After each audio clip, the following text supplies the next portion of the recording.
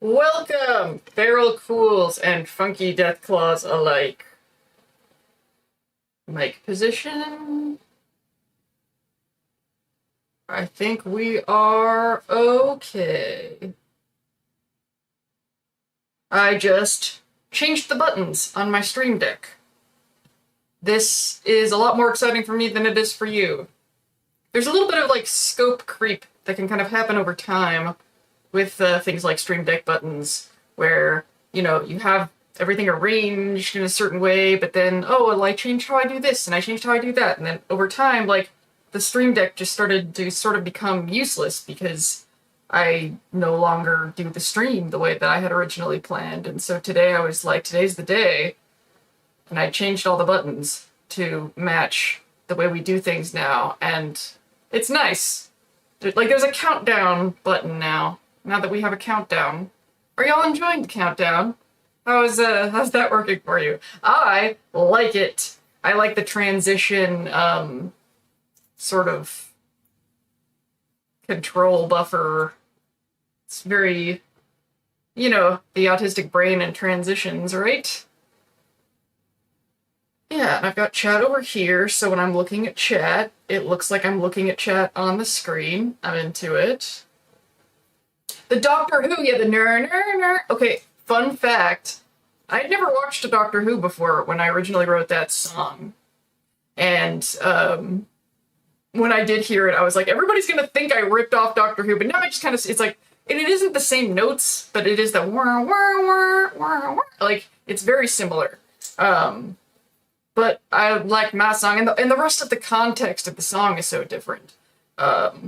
Funny enough, so those songs, the music that's playing during the countdown, are AI remixes, productions, rehashes of a song that I actually wrote. So the melody, the music, human created. I just used AI to, flesh out the production value, I guess. And I can prove it. Those files are very old, the original song. And I was just noticing now that I have the music on monitor mode so I can hear it during BRB and countdown, so I can hear what you guys hear, which I think I've joked on streams before that I kind of forgot I could do that. I noticed that there's one section that the AI didn't change it and just kept my shitty track, and that's the part of the song that goes, which is kind of great because that is the part that was like the theme music for The Dins, which is the show that I did in 2012 and 2013, which is the proof that AI did not write the song. that song exists. None of those videos are online right now, but they're on private and they are time-stamped, so there is proof. And eventually it would be cool to do a fully fleshed out production, but I'm a one-person studio, so it doesn't sound like it's the hook, the wah wah wah, and then basically mine is ner ner ner, and the Doctor Who is ner, it's so close. But yes, and the vibe is retro future, which is why, so that's my version of the song doesn't have the retro future as much. It was actually probably Doctor Who's influence that made me think, and also the vibe of Alice Omnicorp and all that stuff is the retro future science fiction thing. So I was like, I bet the song produced with that sort of theremin mid-century spaceship vibe, and that's what I had the AI do to the track is thereminize it, mid-century sci-fi treatment it. But that that's the same is just electric guitar. So it's interesting that they kept the electric guitar, but I guess that might have had to do with the knobs and switches in the AI thing, because you can kind of tell it how much you want it to fuck with your shit and how much you want it to leave it alone. Personally, it gives 70s B-rate. Yeah, exactly. The kind of vibes that would sound good behind a 76 challenge map, honestly, a season. It sounds like a season of 76. Just had an ad to I'm behind, but okay, if you want to do crafty Deathclaw merge Lindsay's Fallout, I could scribble. I guess there's no harm in talking about it. I mean, once you start talking about selling physical things and then you have somebody, then it becomes like making sure that you get paid and I get paid because in the numbers, and then my dyscalculia gets involved, and I really need a business manager. I guess Atlas Omnicorp has a business manager, a bookkeeper, but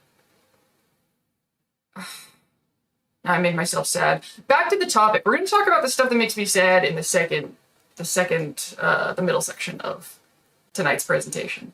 First section, we want to do the first icebreaker question or discussion question, which is, do you think the railroad is doing the right thing by erasing the memories of runaway synths? I loved the video this week. I loved it. I loved making it. I love the way it's making people think in the comments. It was kind of, so, obviously in order to get things done, I put myself on this pretty rigid schedule, and my non-therapy weeks are my Lindsay's Fallout weeks. And this week was not just my birthday, Thursday, July 9th, but it was my 40th birthday, which is a birthday that I have been sort of psychologically talk about programming. It is a birthday that is of a lot of emotional significance. And I really wish it wasn't. I've been sort of stressing today about how I wanted to address this tonight because we've talked about, in the game theory videos, about the dangers of being too transparent and giving people too much information. But at the same time, there's that instinct to want to be transparent, to want to sort of, and I'm still kind of in the process of figuring out what my line is there, but I don't think that I have it in me for a full 3-hour stream to pretend like my 40th birthday isn't a big deal.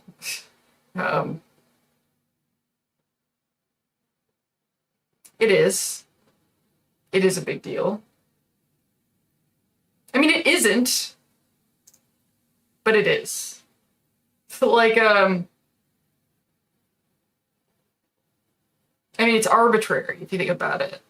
It's just a certain amount of time on the planet that we live in a culture that is made, give it a certain amount of significance. And it's, anyway, I guess I did, since I know some of you are very eagle-eyed, and you notice if my skin is slightly redder than normal, or if I seem tired, or if I'm not drinking water, or if it seems like I'm not, that I'm off-center in some way, in any way, any colors of my face, it is because it has been an emotional couple of days. And yes, I have my liquid IV. And I ate very well today.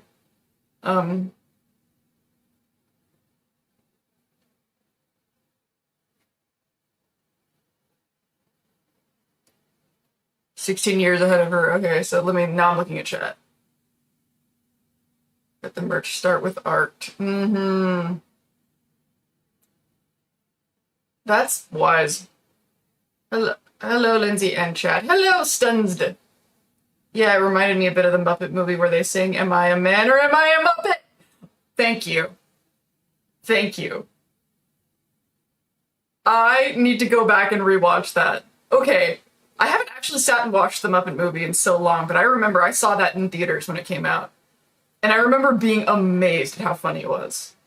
Because I think maybe it has to do with sort of the filmmaking obsession background brain, but You know, I once dated a guy who said that I see the ones and zeros, and sometimes I can kind of ruin comedy for myself because I'm analyzing it so much. I think it was Jerry Seinfeld who was talking about this. Like, you know, you're in a room full of comedians. When somebody says something really funny, like normal people will laugh, but a comedian will be like, "That's really funny," you know.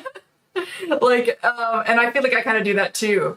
And the Muppet movie was kind of one of my earlier experiences of that. Walking out, I was fascinated because not only was it so funny, but I was fascinated that I could find a movie like that funny. Because normally I will watch a comedy movie and be like, I acknowledge that is a comedy movie, haha. But like, I'm not usually that amused. I kind of feel similarly on the horror side of things about a lot of horror going on right now. Like, I never really thought horror movies were interesting or scary in any way, but lately there's been a lot of really good horror, and I'm like, wow, no, that's actually, like, maybe, like, scary isn't the right word, but, like, intriguing. You know, the whole obsession with backrooms and obsession has really made me feel in alignment with pop culture in a way that I haven't in a very long time. We're going to come back to that in the second section. But the Muppet movie thing, I was just like, that, and that song, The Manor Muppet, like, everything was so funny. And the thing that made me laugh the hardest, that I'm surprised that I haven't mentioned it, because it's an easy joke to reference in Fallout videos especially, is the travel by map thing. When they said, oh, how are we going to get there? Oh, it's easy, we'll travel by map. And then we see the car coming out of the water. Like, I loved, like, when I was a kid, I loved movies like Mel Brooks, Top Secret, you know, like, really, like, silly, you know. I still haven't watched the new Naked Gun movie, but I love Naked Gun, and my favorite was probably Top Secret. In retrospect, that was weird for a kid. Like, a lot of the jokes in that I probably was a little young for. But what was it that... Oh, Angie Tribeca is, like, the most recent thing that I can think of that had that humor that I love so much. Also, Lonely Island. So, like, pop star, never stop, never stopping. But that's a sense of humor that I really love. And the Muppet movie had that. I'm thinking about that Am I a Man or a Muppet song right now, and I'm like... I'm laughing, like, in my head thinking about that, like, especially by the time in the movie you get to that song, you're like, how could this possibly get... And I think there's also an element of how the movie's so silly, but so heartwarming at the same time. Like, yeah, I wish I was still 40, I'll be 50 next year. You know, I am really tickled by the age range that I am attracting. Like, I think I really expected to be, like, the oldest person on the block in this space making Fallout videos, but it seems like almost everybody here is my age or older than me. In fact, I think most people who are, like, active in chat are older than me, aren't you? If I'm always surprised and relieved. Am I giving y'all a place to hang out that's more in your age range? You tell me if that's true. I would really like to know. Like, is there other, like, younger people in the space, and then my channel feels like the big kids table? Because that kind of happened to me at Wasteland Jamboree, actually. The table that I ended up sitting in at the VIP party, like, me and the guy were sitting there, kind of had a laugh about that, about how this was the big kids table. Am I the big kids table of Fallout fandom? I don't believe the underground is in the right. To erase one's memory should be that person's choice and not something that should be forced on them, no matter how good their intentions are. But that's the thing, it's not forced. That's why I had the section in the video talking about the consent thing. Because that's what a lot of people do, is they're like, as long as it's their choice, as long as it's their choice. The problem is, and that's why I really made sure to emphasize this in the video, is that the choice is, like, under duress. Like, this was sort of inspired by, in my life, for example, I'm, like, on the hook for $125,000 in student loans, you know, because I consented, you know, I agreed to go to college and take out these loans, and I signed all the paperwork and all of that. But I did it when I was 18 years old, and every single force in my life told me that it was the smart thing to do for my future. My parents, school, everybody said, you're so lucky that you have this opportunity to go to college, and it's going to make your whole life better, and it's going to give you a shot. And, like, my family, like, I was the first person in my family to get a master's degree, and it was, like, a big deal that, like, Lindsay got a master's. My master's has done nothing. I've tried to make my master's fucking matter. Like, I even have Lindsay Ein MS is how my name is written on Substack, And it looks douchey. Nobody else with a master's, like if you have a PhD, people put that. Nobody puts that if you have an MS because nobody fucking cares. It looks, but I refuse to get rid of it because I'm like, I need this debt to go to something. Something. Okay? Like, and I'm still angry. And I'm probably going to be in therapy forever, untangling how mad I am that I trusted all these people that told me that you have to get a college degree. And none of these people are paying my fucking loans, you know? So, like, and I'm probably never gonna live to see it get paid off or, get to that, forgiveness point. Because basically you have to have, like, 25 years of, continuous attempts at payment for them to, like, no deferment periods. And there was a huge deferment period because of COVID. And I'm still living month to month. And it's not like I haven't tried to apply to jobs. And I worked for Larry King for 6 years. I did everything that society told me to do, you know, and it didn't do anything for me. I just trusted them, society, civilization. And I understand they didn't know any better either. And that it wasn't their responsibility to have all the answers for my life. But the lack of accountability, and I think that's what I really see in the railroad memory wipe thing, you know, like we're talking about these people who are in the institute, and I've likened my experience. One of the reasons I love Fallout to begin with is I kind of see my youth as being like in a vault, and then I went out into the real world. And everything that they taught me in the vault was to benefit the vault. Everything that they taught me to do was to benefit them. And then none of it actually panned out for my future. And, like, coming to that, reprogramming myself now is a lot of, like, fucking work, you know? And the lack of accountability from the people who sounded way more confident than they should have in my life,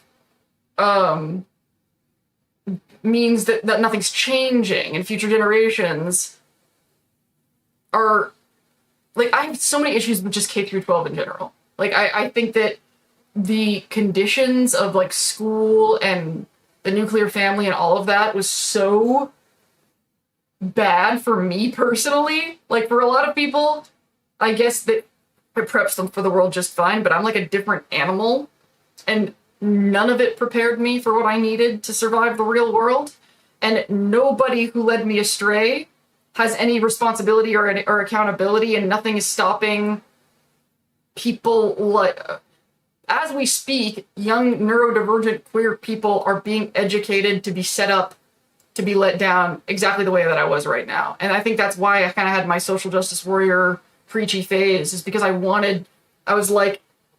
talked about this in the video where I was saying, like, the thing Maximus and Dima have in common is they, for different reasons, had no programming, had no, nothing to follow, no, identity disturbance chaos, and they needed to build themselves out of something.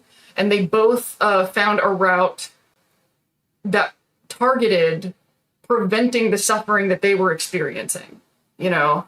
And that's that's basically the direction that I went. I was like, I can't change the past. I can't, but it's a lot easier to untangle and to reprogram and reparent myself if I feel like I'm doing something to prevent this from happening to more people, to prevent this betrayal. It's easier to live with, which actually is related to another thing about the railroad that I don't know when I could pencil this in to talk about it, but something that I see a lot. I watched a bunch of other, like, railroad synth memory wipe videos, which was nice and good for me. It had been a while since I watched other people's Fallout videos, and I'm glad I did. And something that comes up a lot when people are talking, first of all, I think it's funny how many people kind of think of the railroad as, like, kind of social justice warriors.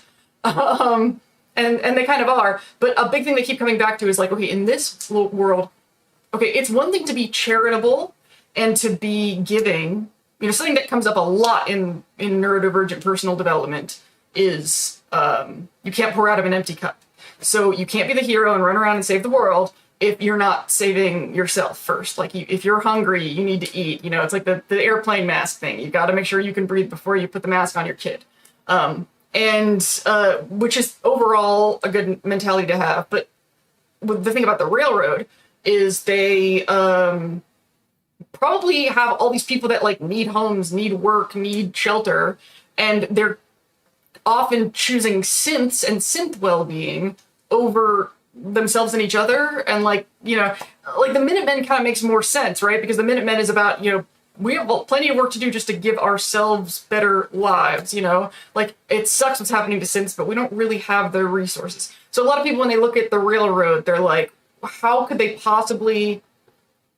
It's like, you know, they're preaching from their dinosaurs. It's like, you can't really get on your moral high ground about synths when you, like, clearly have plenty of your own problems. You can't pour out of an empty cup. What can you do for synths if, you know, you're barely taking care of yourself? And something I just wanted to throw in the ring of that conversation, because even though that absolutely makes perfect sense, I think that somebody can correct me if I'm wrong here, but I would bet a lot of the people involved in the railroad don't have kids, you know, because if they did, then that would probably be where their focus is. Like, I don't recall ever seeing a child running around the railroad headquarters. Do you? I don't think so. I don't really think that, I think what you're going to see, and also, you know, Deacon, I made a lot of fun of him. We had a lot of fun at Deacon's expense this week, but I think that people who like him, who are kind of a narcissistic asshole, probably aren't likely to settle down and have families. And I think that you would be surprised how much you need something to live for before you worry about even living. You know, I think that a lot of these people, for whatever reason, either because they're like Deacon and they're damaged, or whatever reason, maybe they couldn't have kids, maybe they have other kind of dysfunctions that make it hard for them to couple up and have families and cluster together, and for whatever reason. And also, I think that's something that they make it look like this in the game, but if you listen to the dialogue, what's probably more realistic is, I don't, like, the railroad headquarters makes it look like it's always the same people. Fucking Carrington with his fucking remarks, Pam, like, and there's like the people that are always there, almost like giving this illusion of like a railroad family that you're bumping into every time you go down there. But if you listen to the dialogue and see the way that they operate with the dead drops and everything else, I don't think they know each other that well. Like, even Deacon even talks about, like, people, you know, don't always have, like, partners. They don't get attached to each other, that there's this sort of ship passing by in the night. You know, people who are at the contacts that we meet, like when we're with Deacon, don't recognize, like, they thought that you were the railroad and that Deacon was the trainee because they don't recognize each other's faces or know each other. So I think that even though they haven't dove into it explicitly, the impression that I'm getting is the people who end up choosing the railroad life don't have a lot to protect, don't have a lot to settle down for. They don't, and that might be exactly why our contact in the railroad is a character like Deacon. It would make sense that this is a guy who wouldn't have a family or a wife or a kid waiting for him anywhere. I was just joking with Atlas, I think it was last night, about how a funny, like, sort of gag or you know, joke, because, you know, I said in the video that I'd love to see something terrible happen to Deacon.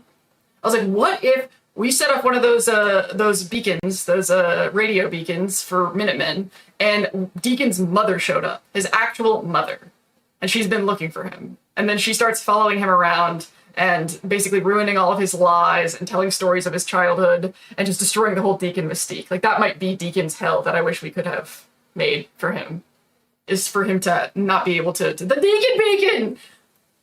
You know, the Deacon Beacon for Deacon's mom. Thank you for saying that. I'm really glad that Deacon Beacon happened. Okay, so what the heck was I saying? All right, so the railroad, right. So I think that while it is a totally valid argument to say that the railroad should have higher priorities than synths. I think that what we're looking at is people who, for whatever reason, are incompatible with starting families or settling down, but need something to live for other than just having a pulse.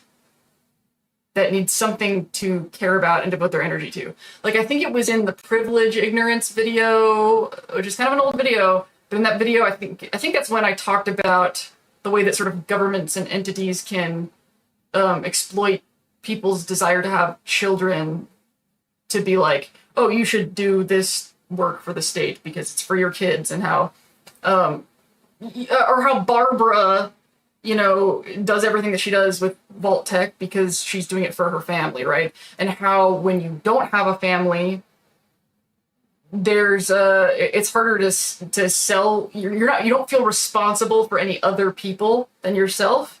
So they really have to make it worth your while. Like you'll die for your family, but you won't die for yourself. That doesn't make any sense. So how are they going to get you to die for them if you don't have kids? And I think in that video I said something like, the world is my baby, baby. I think that's probably what the railroad is full of, is the world is my baby kind of things. And so there's doesn't feel like there's much of a point of being alive at all. And there's nothing to really program. You have to care about something. That's a part of that whole identity thing. It makes a lot more sense when you don't have that anymore and you see what's missing and you're like, well, I need to get out of bed. Why? To go to work. Why? To make money. Why? Like, why do I want to make money? To live. To live for what? It's a lot easier to accept your own unhappiness if you feel like that unhappiness is contributing to something that's more important than your happiness. But when you think, what makes something qualified to be more important than your happiness? All right, and to the chat. Consent and informed consent. Oh yeah. Consent and informed consent. That's Larry King really well. Yeah, I only met him once, but I worked for Larry King's company for 6 years. So I was on Larry's payroll, but I didn't work on his show. I just worked for his company. Remember, people hit those birthday like buttons. Yeah, hit that like for this 40-year-old, awesomeness sitting before you. Lindsay's Fallout on Childhood Light Bulb. This week's vid shorts hit hard. Ravona's back! You were so missed last week. None of our business where you were, but it was noticed that you weren't here. Eerie how often your content mirrors what I'm dealing with in therapy, specifically around each vid. There's collective consciousness stuff going on. Have you seen Obsessed? Because I bet that would hit you hard. Because I started noticing this. I knew I wanted to talk about identity disturbance for a million reasons anyway. But a lot of the stuff that I'm talking about in this video about programming and overwriting people, if you've seen Obsessed, it should be readily apparent why the idea of autonomy and agency and overwriting people is very aligned with one of the most hot topic movies. I think that there's something going on right now where a lot of people are confronting how they've been overwritten. And they're kind of waking up. And I think that's why Obsessed is so fucking popular. Because that's the thing that everybody's talking about. I can't remember who I was talking to about this, but, and I'm going to be very careful not to spoil movie stuff, but everybody knows it's a base, log line. It's about a guy making a wish to make this girl in love with him, and then she goes crazy. So 20 years ago, this is what I was telling my friend, 20 years ago, that would have just been borderline personality disorder girlfriend horror movie. It would have been 4 guys who were scared of relationships, and oh, girl goes crazy, and it would have had a really superficial reading, and that would have been the end of it. But because of post-Me Too and cultural attitudes and you know, there's we're having more conversations about neurodivergent masking, people of color code switching, Get Out, the movie Get Out, which I know was an influence on Obsessed. That's another thing about people who have less power being overwritten, right? And it is like, even though it would have been just like kind of a fine horror movie a couple decades ago, now with everybody's awareness of this happening, they're seeing the real, like, horrific thing that's happening to this girl in this movie for what it is. And it's been very, very heartening, very, very heartening to watch. Because normally I feel very separated from pop culture and the conversations that the other people find important and the other conversations that people find disturbing.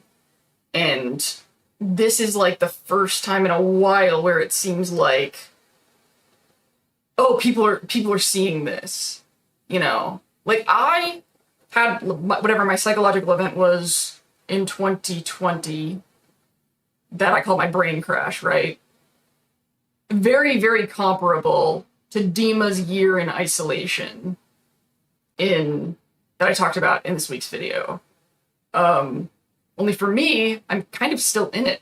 So it's kind of like 6 years, which is why I think in the video I said something like, in today's cultural context, when there's this much information to sort through, it can be even longer.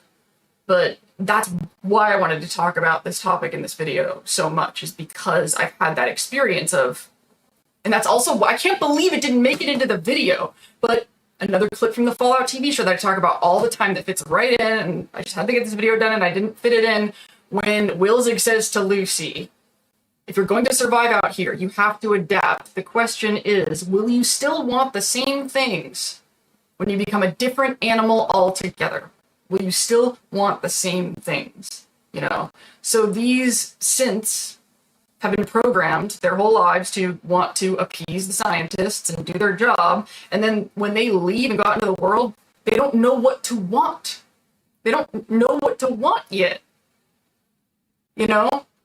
And that's one of the reasons why the memory implants would probably be really appealing. Just to orient yourself. Just to have something to do. And y'all, I can't even tell you how vulnerable that is when you just like, you know, like my whole life, and because I was autistic, I was laser focused about it. I was going to make movies. Eventually that became music videos. I was going to be a music video director. And I thought I was straight and I was going to marry a man and I was going to have a baby. Can you fucking imagine? That's what I was going to do. I was going to be a girl boss movie director with a husband and a kid. That was what I wanted. And then the brain crash happened. Well, it started when I went to Hollywood, and that was part of the whole Larry King thing. Like, and I realized, and I'm so glad that I did. There's not a single part of me that wishes I hadn't given up and that I'd stayed in LA. No, because I didn't go out there, try and fail. I went out there and realized I hate this.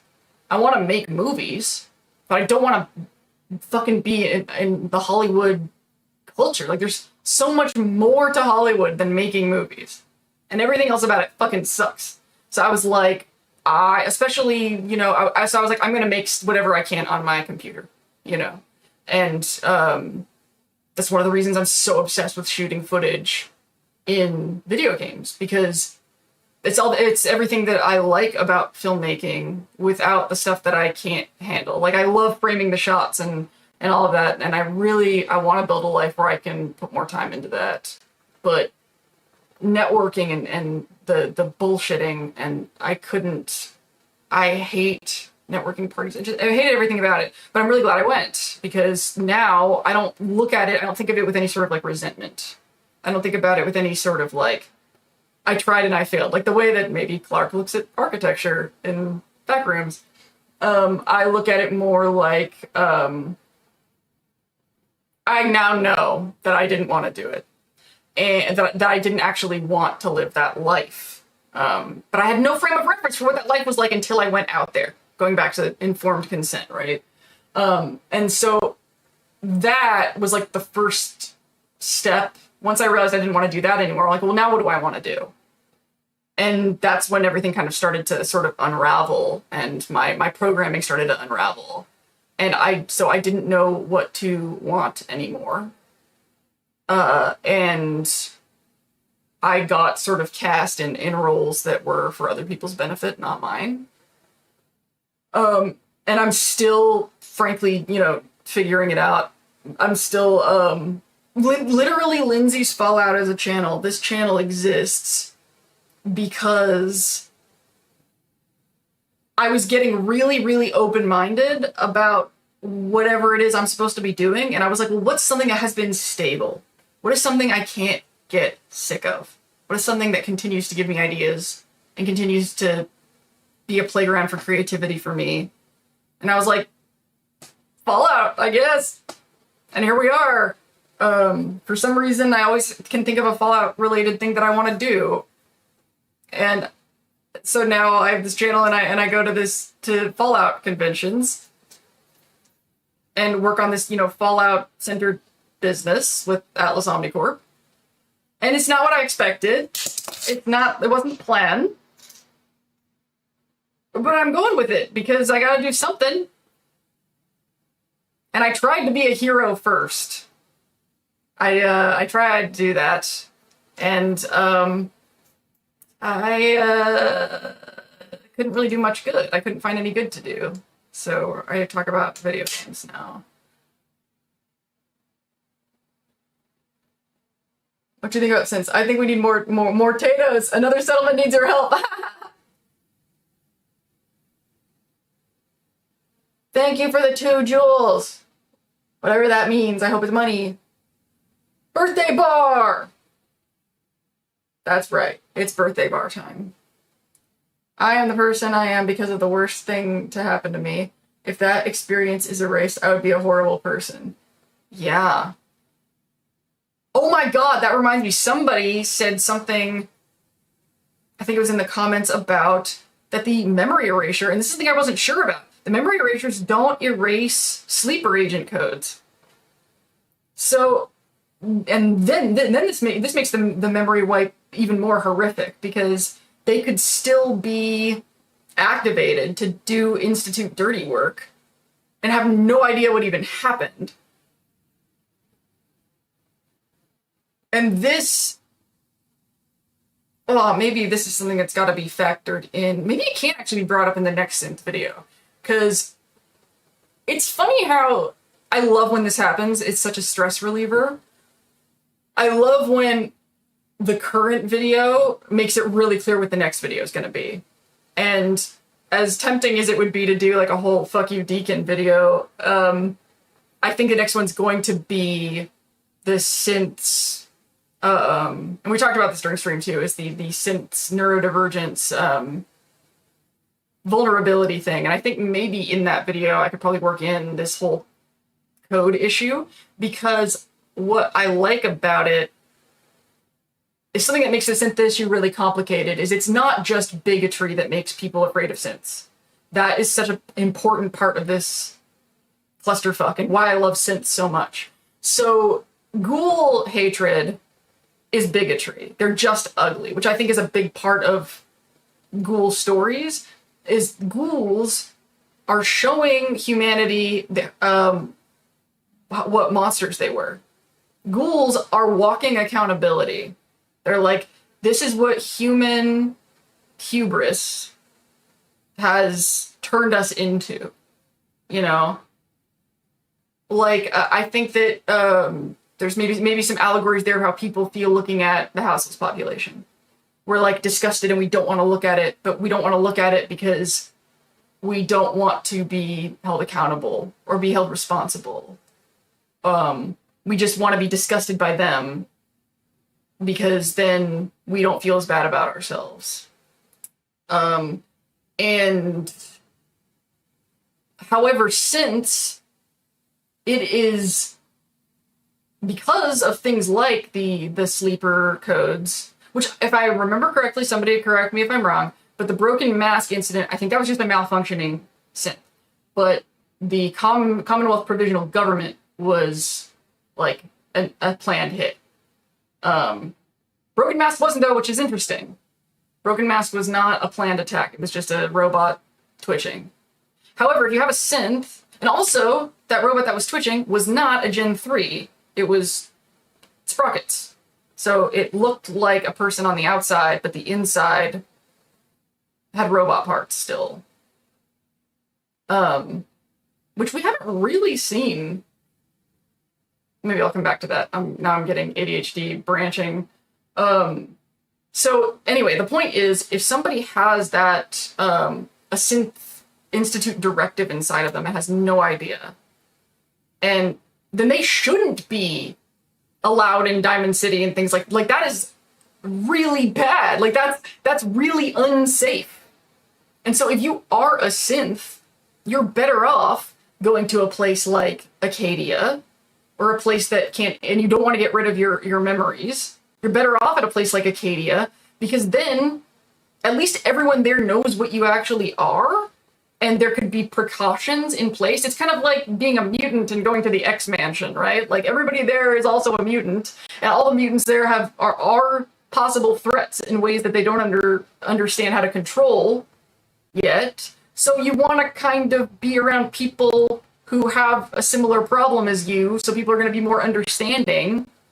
Like, and the way that I would kind of liken this to neurodivergence, for example, is like, if you're autistic, sometimes we have meltdowns. Like today, because I said I was having, emotions because of being 40, like I scream and cry sometimes to discharge my emotions. Like I do things to regulate my emotions that are interruptive and disruptive to people who don't know what they're looking at.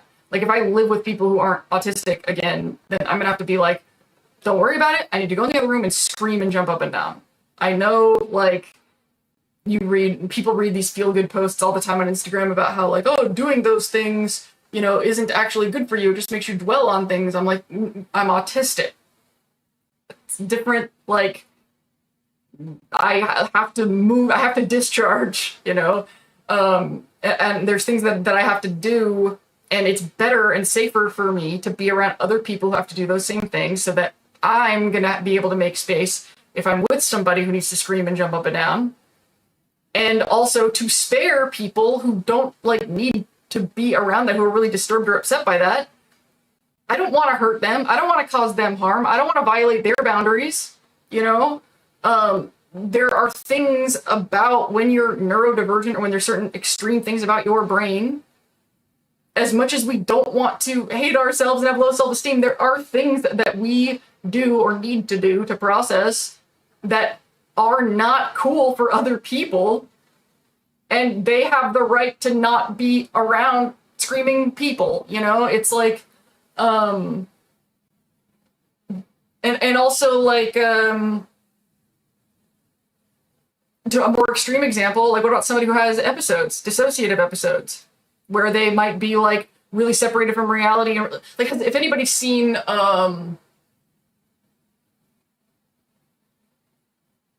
Code something, I don't know, it was about I want to say like Code 3.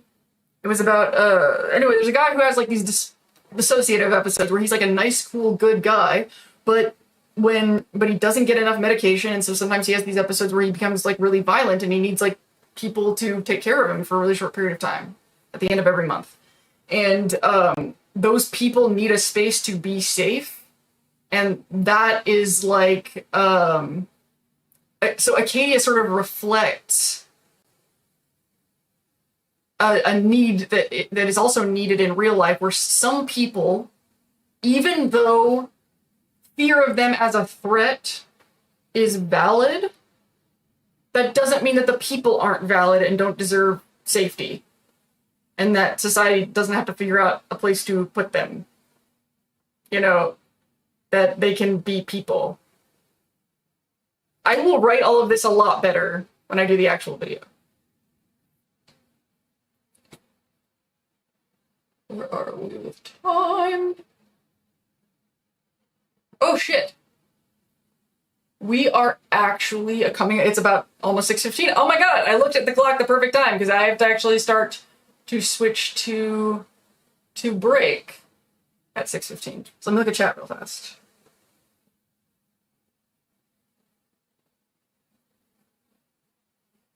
You mentioned that you saw the Backrooms. When it first came out, I told you I paralleled your video when it came out the same day. Oh, really?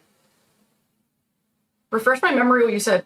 And I almost forgot. Happy birthday. Thank you. So Institute blown up. Can synths reproduce without it? I don't know. Also, things about synth aging are also very unclear. Institute remnants and coursers everywhere is just a series of rogue coursers activating old recall codes and blending in. Synths reproducing, I'm very curious about. Like, this organization seems to continue trying to exist. What does a post-institute mission statement look like for its remnants?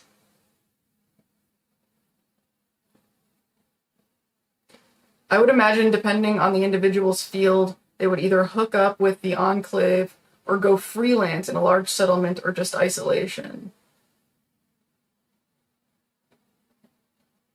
Do the X-Men look down their noses at people with lame mutant powers? I bet they do. There's gotta be a comic that has that.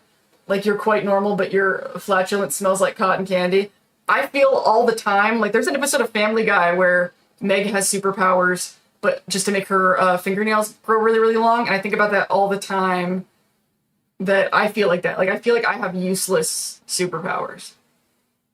Lindsay yelling and such is the equivalent of typing the numbers in Lost. If it doesn't happen, worse things will.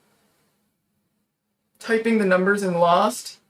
Is that like I've never actually watched Lost.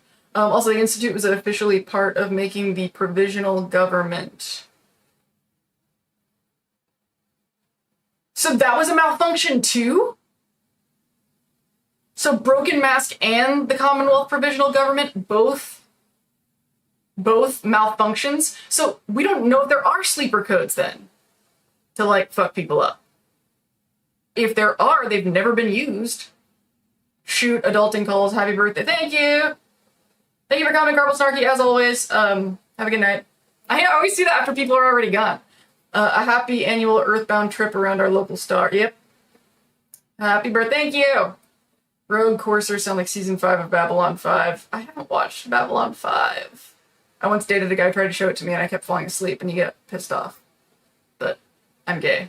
So if you're asking for a reminder which video it was when doing the right thing is when doing the right thing is a waste of time. I want to go back and read what you said.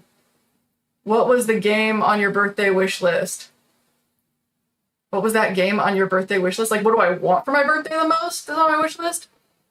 I almost feel bad saying that I want a game because there was a Steam sale, that ended on my birthday, and I didn't tell everybody to buy me a present before that, so now the games are more expensive. So I feel like I missed my window, and nobody should have to buy me a game because I'm dumb.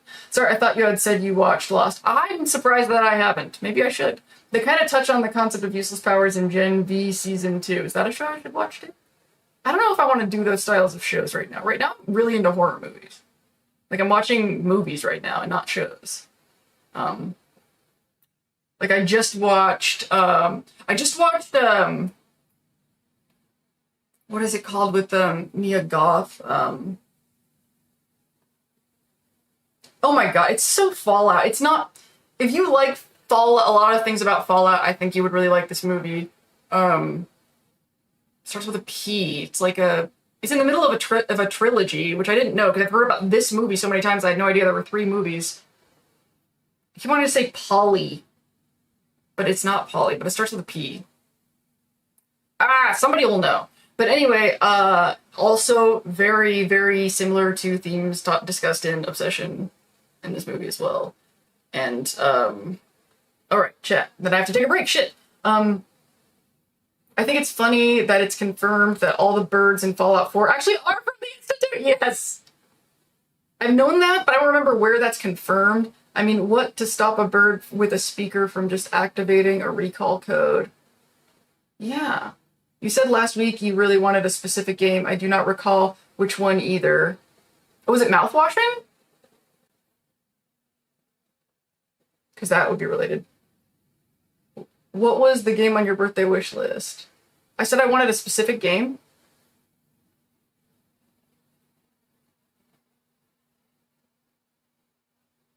I feel like I want a lot of specific games and I can't remember what I said, but I need to take this break. But if somebody remembers or can go look at the thing and see what game I wanted, now I'm really curious what I said. In the X-Men, there's a Bailey Hoskins. He's running joke because his powers to self. Oh my god!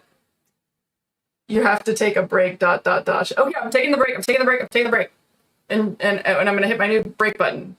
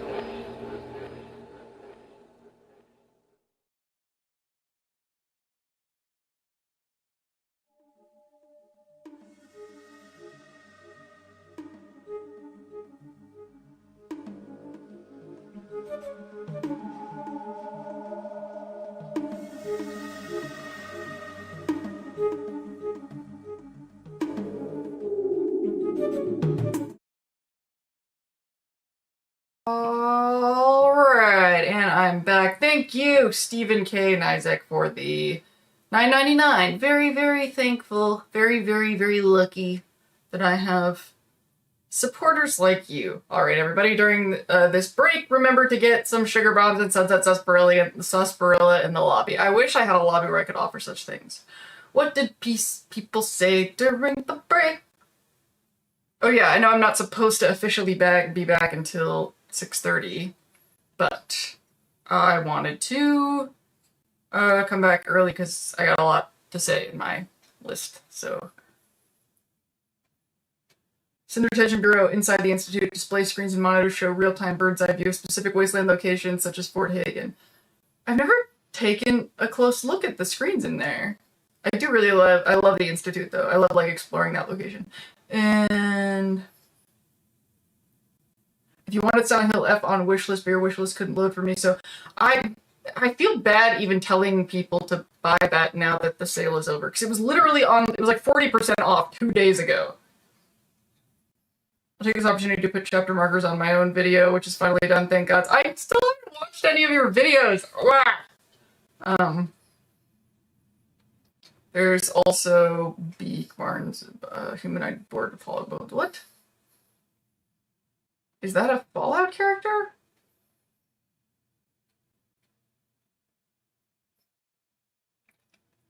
New Mutants, one of their characters' mutant power was speaking every human language. That doesn't even make sense, like, psychically, or could he just, like, hear it once and then immediately know it? Like, I don't understand how that's a power.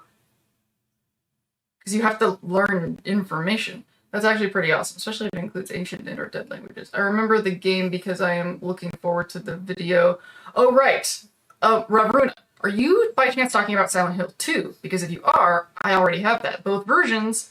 Dang, missed the first part and first question. I'm sorry, the first question is now on the screen again. Mad Pac-Man. So if you want to answer the first question about the railroad, you may do so. Happy birthday, love this week's video. I loved it too, and I'm glad that you loved it. If it's every language made by humans, that would include computer languages, which is a wild idea. I still don't think this makes sense as a power. Every human language could be super useful. Gonna add that to my top handful if I had a super... Absolutely. Oh my god, if I could, like, Matrix style, like, learn every human language, if there was an opportunity to, like, the depths in which... Okay, this is something that I think about a lot where, as far as privilege and power differentials are concerned, like, something that's discussed a lot. Like, everybody talks about how men have more privilege. Everybody talks about how white people have more privilege. Everybody talks about, but I feel like a couple metrics that I think people take for granted as far as, like, the amount of advantage that you have in the world if you are multilingual and one of the languages you speak is English. So, like, not just English speaking, but English plus is, like, such a huge advantage. And able-bodied. This is something that Fallout really needs to change. Like, it is absolutely wild that, like, every NPC in the Fallout universe is, like, walking straight and upright on two legs. Like, we have the joke in the TV show where Ma June is like, oh, you have all your fingers, and then, of course, she loses a finger. But in reality, we should be seeing so many more wheelchairs. We should be seeing so many more, like, variations on a human body. Like, the fact that, like, everyone is, like, walking around on two legs, upright, without even, like, hunchy backs in Fallout games is silly. It's absolutely silly. I think the railroad is wrong to do the wipes, but I do think they believe it's right for the synths. The path to hell... Yep. I think that's a fair take. I think it's a fair thing to point out, too, because there are a lot of people that think that it's self-interest and self-protection that the railroad... and I could see arguments being made on both sides about that. There's something about the railroad that doesn't strike me as, like, shady, for lack of a better word, than that, like, the Brotherhood of Steel is. Like, the Brotherhood of Steel, like, they actually have some, you know, rotten ideas in their makeup, but I think the railroad seems innocent and doofy in comparison. Like, they're kind of dysfunctional, aren't they? I think that, too bad PT never made it to the full game, only teaser. Yeah, and does somebody have an emulation of that? It's just such a shame that, like, you have to have an old PlayStation to play that game. I do think it could be the right thing for some synths, not most, but there are some who... I think that's totally a fair... I think it's totally a fair, like, opinion and perspective, but I don't. But I think that just has to do with, like, my values. Like, I do not think it is the right thing for any synth. But I also think that that's might be kind of an extreme view that... And it kind of goes along with the consent thing. Like, it's different in the sense of, like, Nick, where... What I love so much about Nick is that this is the situation that he was handed and he made the most of it. He can't go back in time and de-Nickify himself. He kind of... There's actually dialogue where he talks about that. And so he just moves forward with the state that he's in and learns the lessons from here. And that's what I love about Nick. It's not that I think that him having Nick's emotions was the right thing. You know, it's sort of like, you know, people can believe in abortions, but, like, you wouldn't tell a child that they should have been aborted because they're a child now. It's the same kind of thing. Like, the way, like, even if terminating a pregnancy would have been the right move, once you know the person and you're looking, they're a person now and not a... There's a point in time where, like, oh, this is a person. It's not the pregnancy of my associate who was pregnant. My sibling, family member, whoever it is. Like, and that really tripped me out because, you know, watching this sort of deliberation happen in my family, realizing, like, where my morality kind of was with that topic. But, like, I still think that it has something to do with my sorting, my psychological sorting, that I in the video I said something like a life is a story. And I think that the whole control code thing really ties into this, because what I'm sort of getting at here is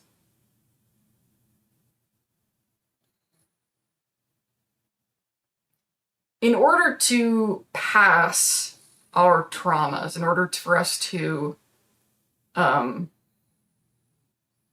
integrate them, and that's the goal, is to integrate, to basically be like, this is a thing, this happened to me, I need to carry it and figure out how to intellectualize it. Like in the video this week I said something like, you decide, like Nick chooses how he's going to conceptualize the revelation that Dima is his brother. You know, I said something like, you can't change the facts, you can't change evidence, but you decide what that evidence and what that information means to you, like how relevant it is to your experience, right? So,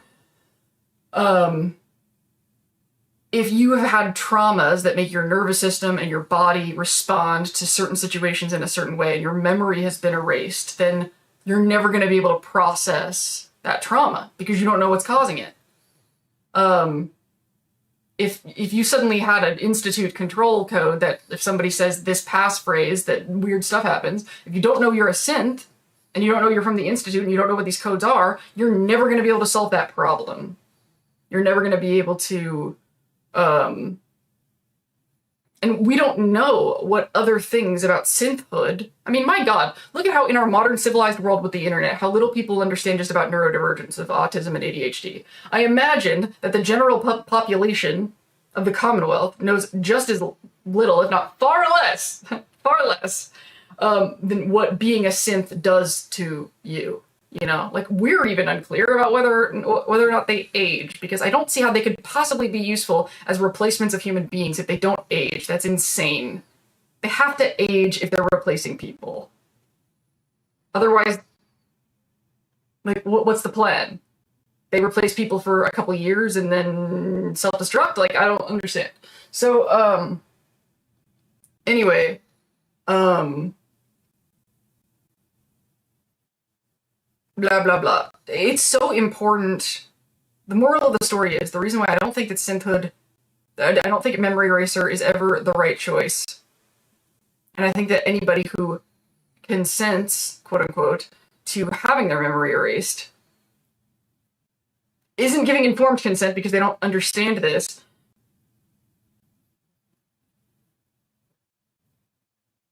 It is a violation to have your memories taken away, because the reason human beings have memories isn't just so we feel good or bad or scared. There's information in that data that is relevant to our experiences. And if you're a synth and you have all that experience and then you go out into the world and you find out that this is what the real world is like compared to the Institute, and that the Institute has this much interaction. It's not like the Institute is another dimension that will never be relevant to their experience again.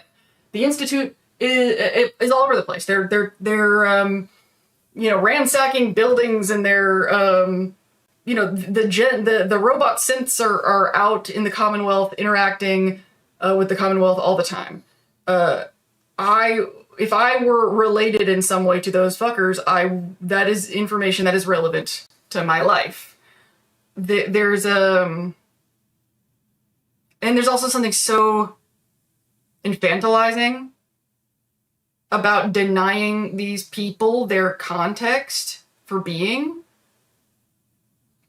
Like, they don't think that they can handle knowing where they came from, in part because everyone around them is telling them that you can't handle where you came from.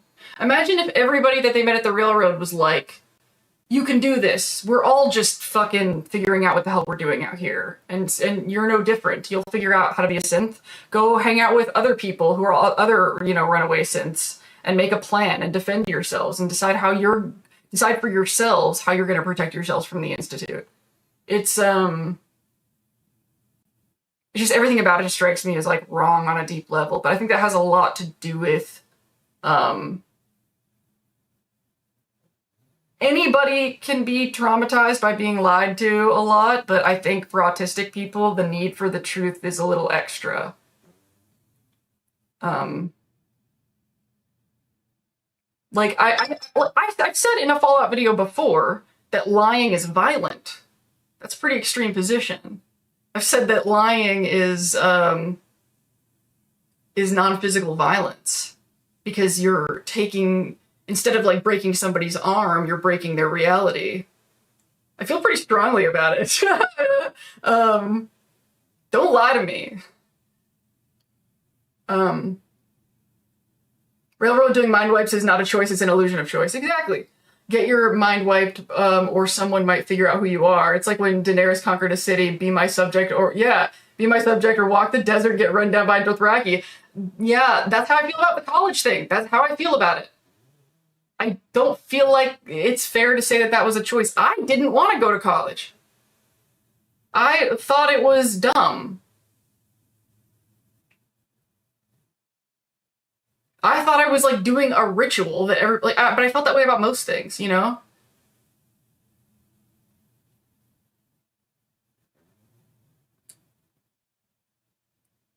Lindsay, you just described the philosophy of Tyrell Corporation.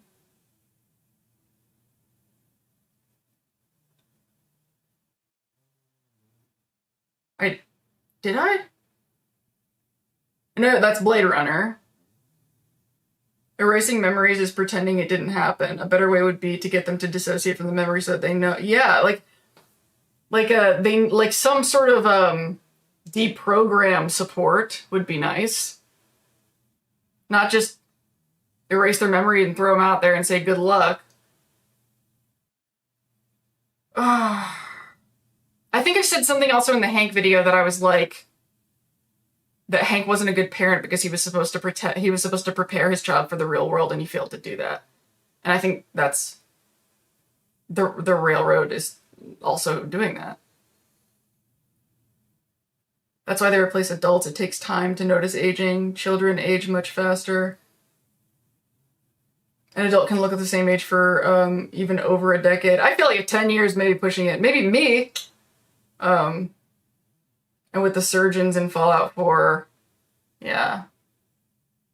Who can make anyone look like anyone? Who's to say they can't look younger for longer? Yeah, I guess once you throw in Fallout doctors and all reality is out the window. Like, maybe they could just literally go to doctors to make them look older. But they didn't know they were. I had so many questions. What was Rob Runa's hella good comparison? I'm so glad that you included Eternal Sunshine of the Spotless Mind mentioned in the vid. Did I mention Eternal Sunshine of the Spotless Mind? That seems, I don't remember, but it sounds like me. I wanted to go to college, but I wanted to go in my time and for the program I wanted to go for, but I was pretty much voluntold to go into graphic design because I was good at art. It was too rigid. And I withdrew, and then 4 years later, I went for child and youth care practitioner.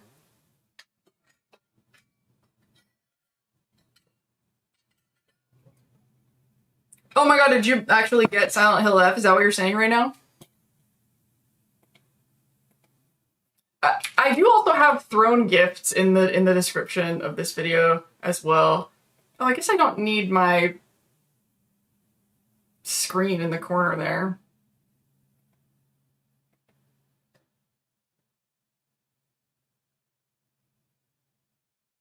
I don't remember why I switched to this screen. I'll just go back to the standard one.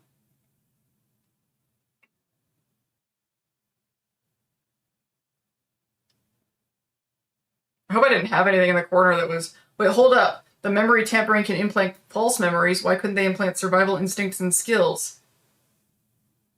That's another question. That is another question, isn't it? I was actually starting to think, like, where are all these, like, the fake memories coming from? You know, how much control do they have with these memories?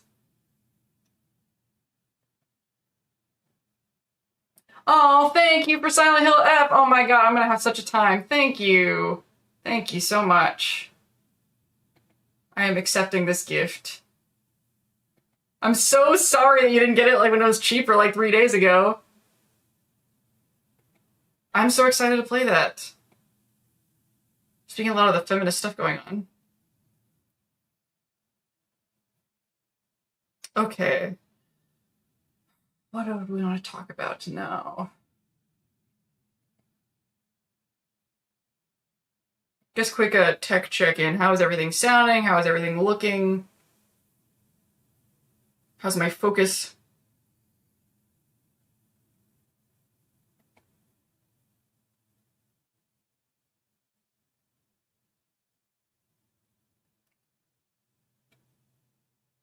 Do I want to change the...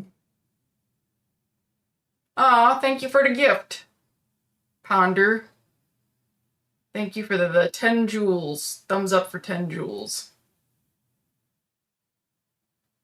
The detachable kit as seen in the Suicide Squad.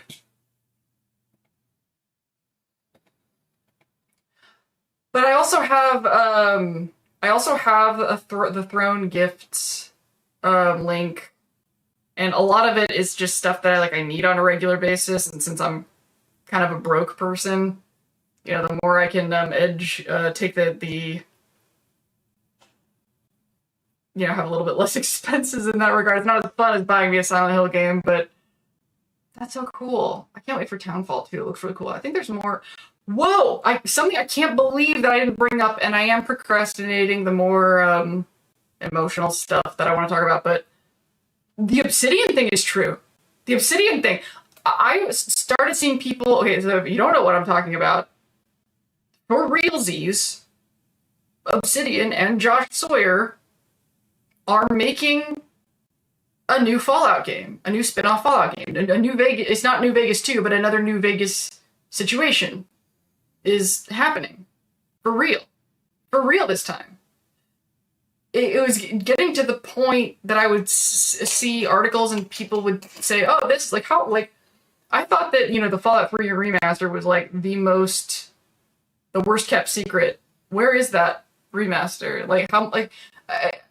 Fallout clickbait news, it's almost like a microcosm of the problem with the internet as a whole, where, you know, people just throw so much shiny, stimulating things that may or may not be true, that it makes the Fallout internet kind of miserable and pointless, because even content creators who are good content creators, who have good intentions, they still have to put in their thumbnails, like, Fallout fans are furious about this thing. Like, oh my god.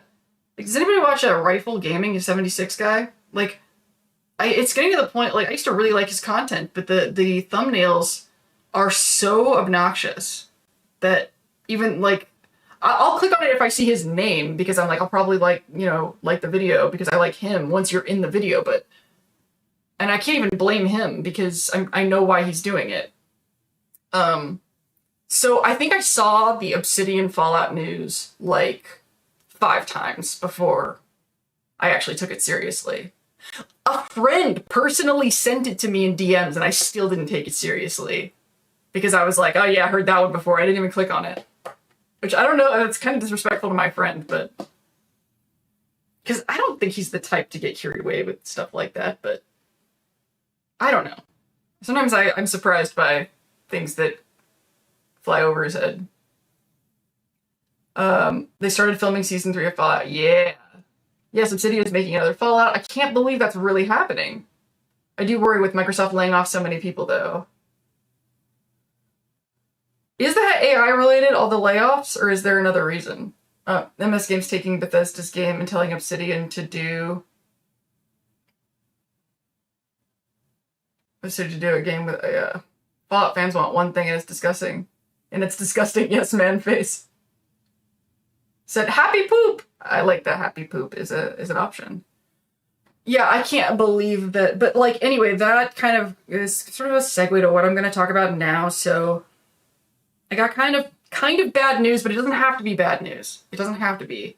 So, we are rolling back the Lindsay's Fallout operation yet again. From now on, we're doing a Lindsay's Fallout video the first week of every month, so one a month, and a Saturday stream after the video comes out. And that's it. And whatever we end up doing on the Discord. But that doesn't mean that I'm like abandoning you guys or anything like that, because I'm hoping I'm gonna be more conversational and more of a participant in the Discord, you know. I basically want to turn the volume on the Lindsay's Fallout production down and turn the volume on the community social interaction thing up. I feel like I have not been doing that great a job, reading what everybody's been saying, reading comments, I got sort of comment shy, I think, because of some, I guess, unpleasant interactions that I was trying to figure out how to intellectualize better, because, you know, I can't choose what happens to me, but I can choose how I think about it, how do I frame it, how I tune,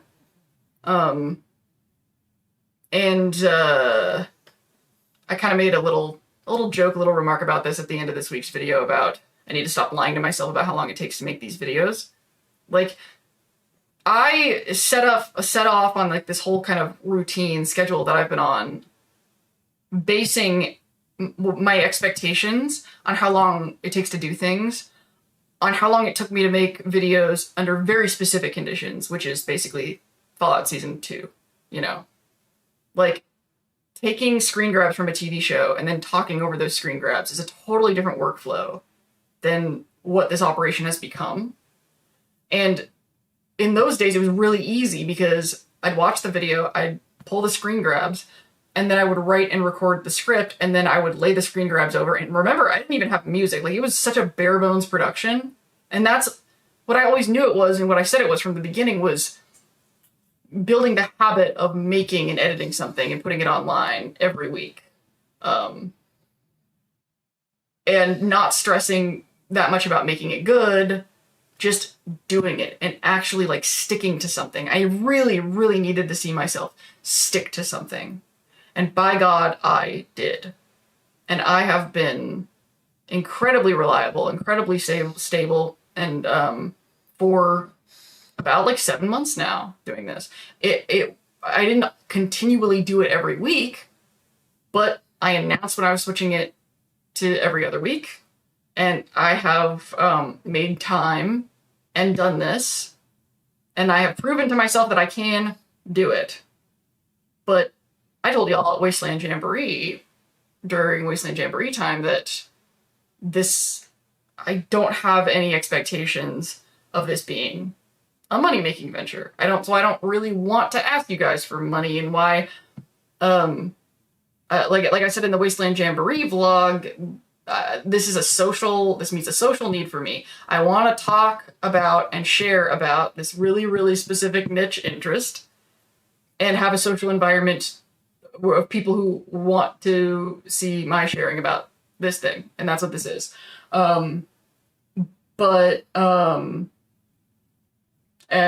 Like, even though life costs money, and I'd love to get super chats and subscriptions and all of that, I just I don't want that to, taint the other needs that are being met here. However, bottom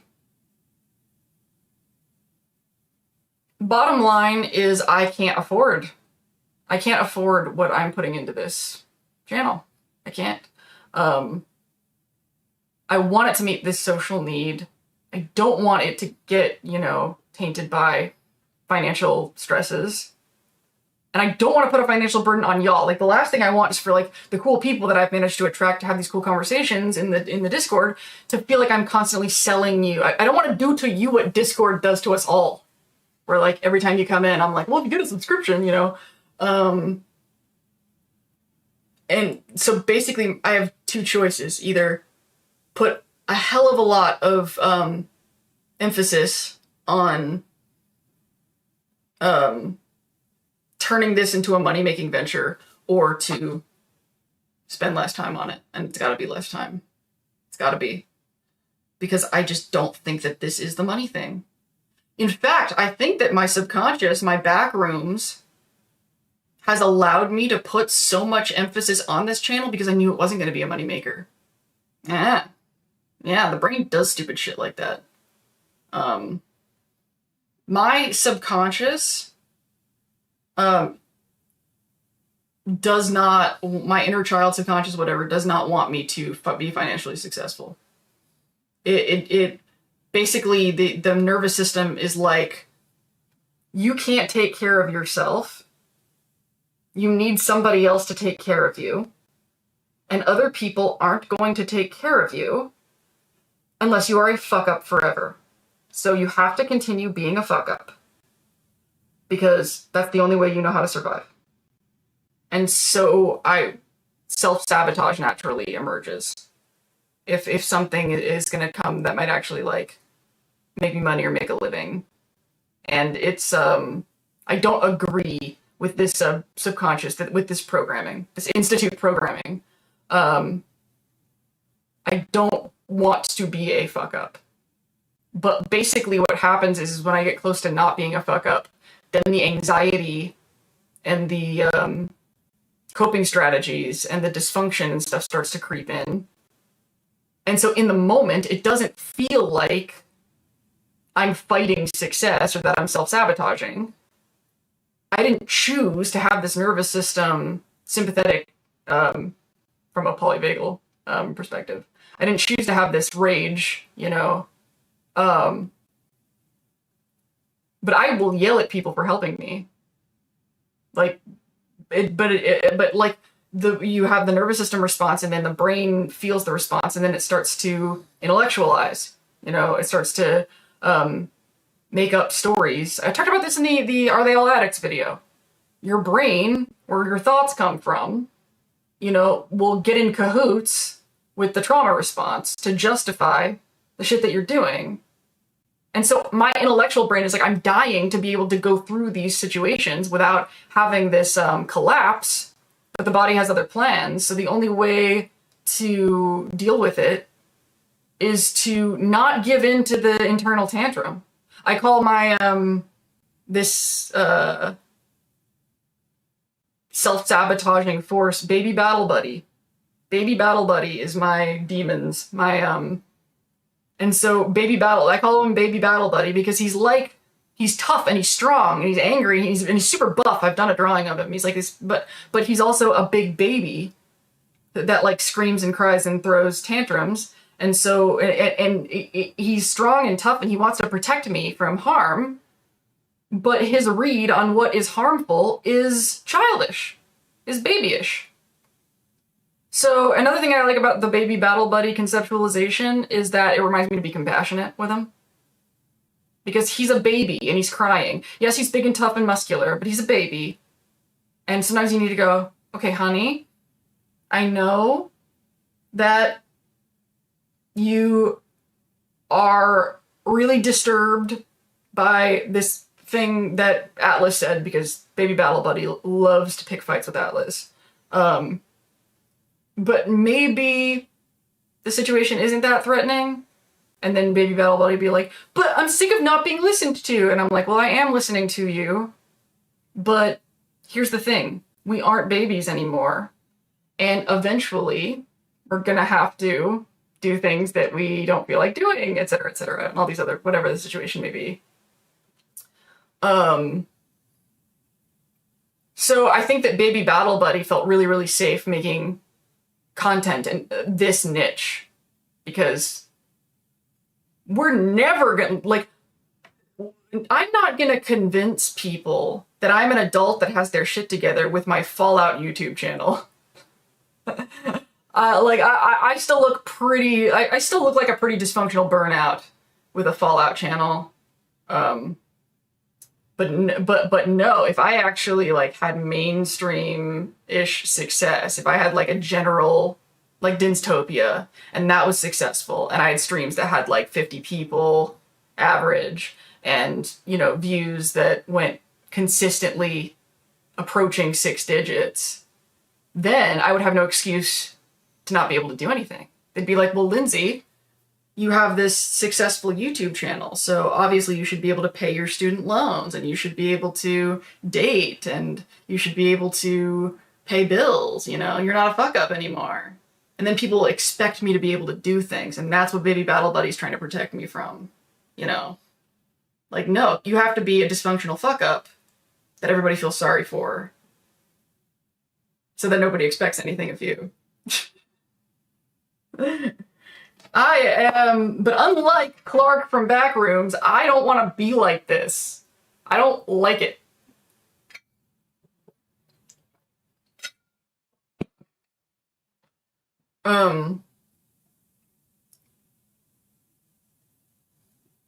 Thanks for not making clickbait anyway. And this game's taking Bethesda's game, right? It takes me 8 days to make a video every 7 days, so... It takes me 8 days to make a video, yeah! Exactly. I don't think it's AI related, or at least they didn't say that. It sounds like the goal is to focus on Bethesda's biggest games, but they laid off big names and experienced developers. Yeah, like, there is an interview that I did, the last Atlas Omnicorp from Wasteland Jamboree. The last reel. I really should edit it, like, tomorrow.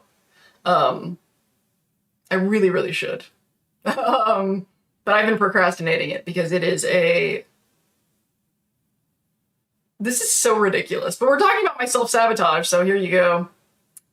The interview was with a guy who was like a lead designer on Fallout 76 and a location designer for Fallout 4 who worked on Diamond City. And you know how I am about locations. So it's the longest interview that I did, and I was not prepared for it. I was like talking to cosplayers and stuff. I didn't think I would be able to talk to a locations person.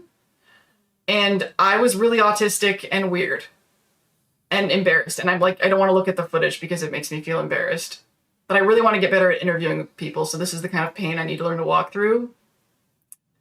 It's something I'm really petty and jealous about. I still have not watched Mantis's interview with Chris Avalon. I still have not watched it because I'm so jealous. And it's just there's a petty part of me. It's a petty part of me. And yeah, this, but he was laid off. He does not work for Bethesda anymore. Now he's doing the indie thing. And you know, doing tours of these conventions, I guess, and I didn't want y'all. We ended up, you know, I went to the after party and, you know, trying to bump shoulders with people in the industry, and I wanted to ask him so many questions, but I did not want to be weird. And also, you know, he was drinking and partying, and I was like, what if he went off and he like told me things that I don't think I can be trusted to know as a content creator? I was like, it's better he doesn't tell me anything sensitive. But I did manage to gather that he was not like, he didn't quit, and it may have been involved in this. And what y'all might get a kick out of when I was talking to him, is, you know how in the locations videos I talked about my sort of qualifications for what I liked most about a location, like the open space and the clustering of debris, and like I made like a list. I thought like, oh, maybe this could be a format if I keep doing locations videos. I got a chance to talk to him about that. This guy's named Nate Perkypile, by the way. Nate Perkypile. I got to talk to him about, you know, my things that I noticed about locations. And he seemed to kind of trip out that, like, people like me were thinking about that stuff. He's like, it's crazy that you're talking about, you know, these things that you're noticing in these locations, because we're absolutely thinking about those things, those exact same things. The light balance and distribution and that kind of stuff.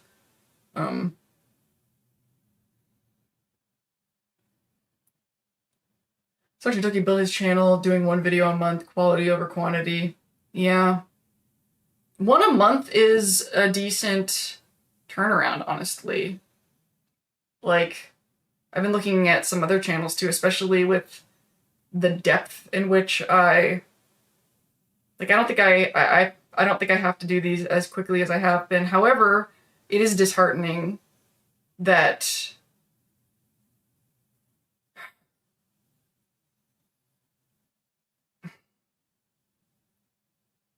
I wish the views had gone up. I wish the views had gone up more than they have. In the you know, I overcame a lot of bad habits in the process of working on this channel. My fear of committing to any particular project, my resistance. Fear isn't probably the right word. My resistance, my reluctance to really stick with something, to really like work on something every week, and to stay creative, and to stay like making stuff worth watching.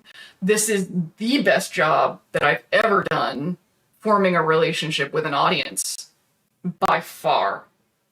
By far. Like I said before, that this is the best audience ever, and I'm sure it is, but I think a lot of it is me kind of growing up to being ready to have a relationship with an audience.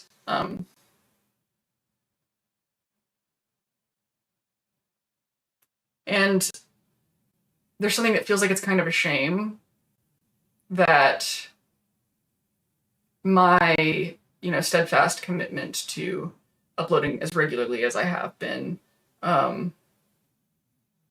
ended up just turning into me needing to give less. There's something tragic about that, because I'm capable of giving this much, but not with no money coming in.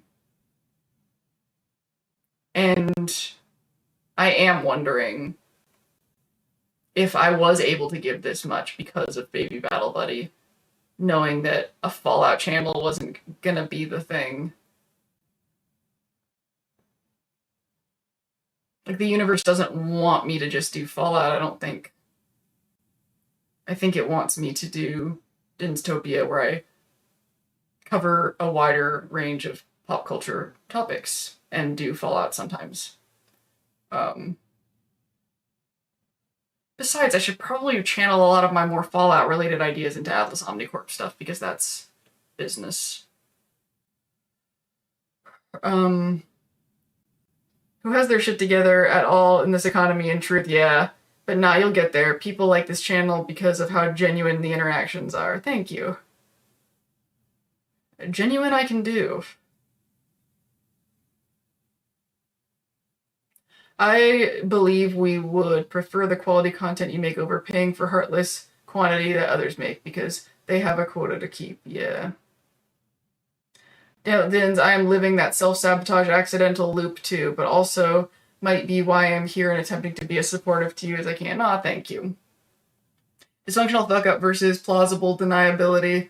Literally had a convo at the gas station about why I never took the management jobs my past workplaces always wanted me to do. Oh, really? I have been amazed at the quality you have done in such a short amount of time. Thank you. Tying in so many threads coherently, plus the editing always blows my mind. Thank you. You're special. Lindsay's Fallout will be the first YouTube channel I ring the bell on because being able to set your own schedule is a perk of your own boss. Don't feel bad about it. Thank you. I spent 6 months recovering from surgery and not making content, and I'm happier now. Back to having a creative project to work on every week. I mean, you could totally do more live streams and do the odd gaming brainstorm with us for your monthly videos and see what else you can do from there. We all seem to bounce off one another well. That's actually why my question on the break was, you know, like maybe if I did, you know, the one Lindsay's Fallout stream, but if I streamed any more than that, it would just be like with you guys in the... Is there anybody here who's like active in chat or active in live streams in general that is not active in the Discord? Like, are there any live stream only folks that haven't, that don't want to make that transition? Here's a thought. If Lindsay's Fallout does such thought-provoking videos in less than a week, then imagine how good those videos will be if she has twice as much time to do those videos. I know. But even then, this is what we're looking at, though. The quality of Lindsay's Fallout is probably not going to change. Before the stream, I made some updates to my calendar according to this new revelation. And I'm not really going to be investing more hours into Lindsay's Fallout. It's the hours that I was putting into Lindsay's Fallout are going to go to Dinstopia because that's money.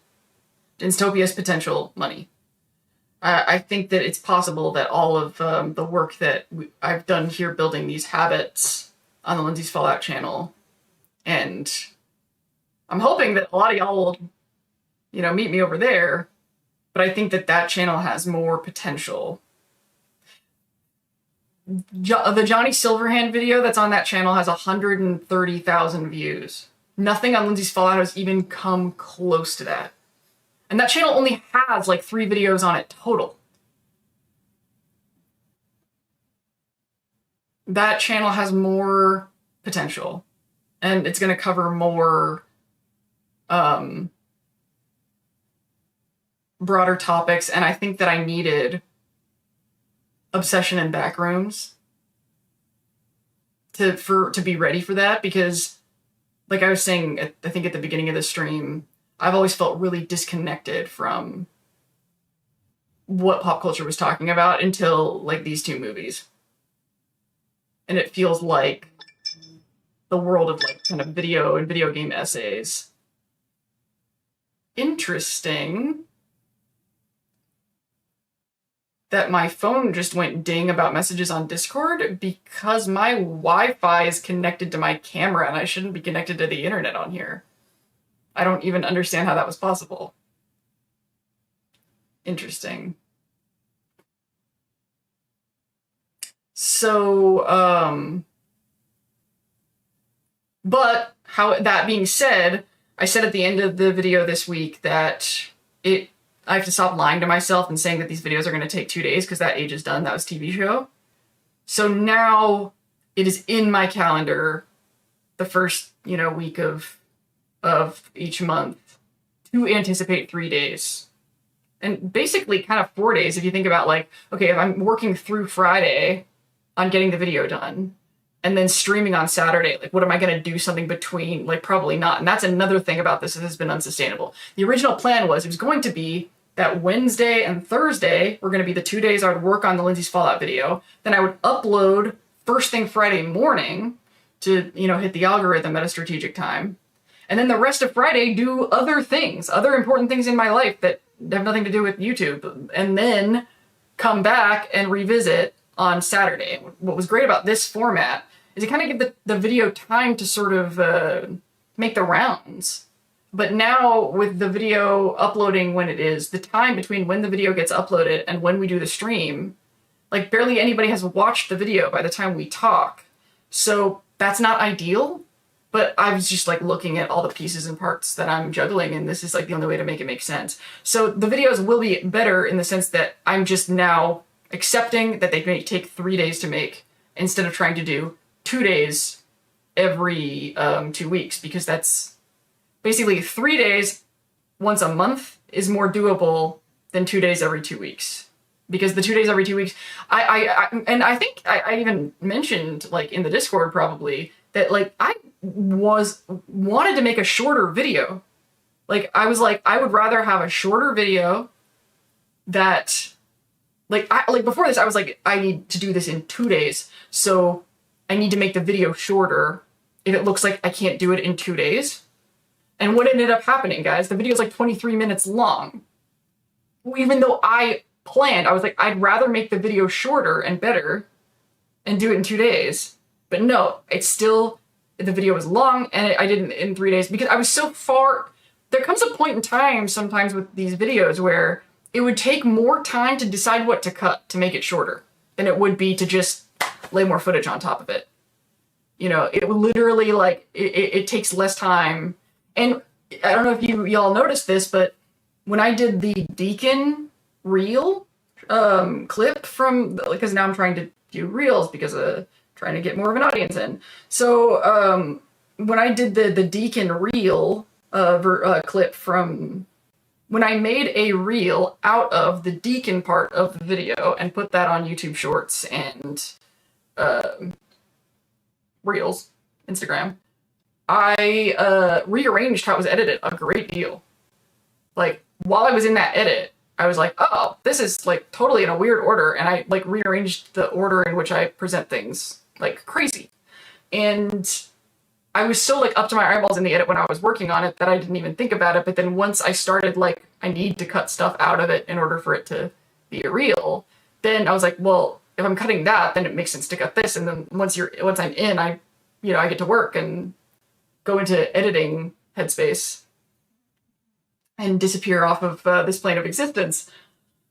But the point is,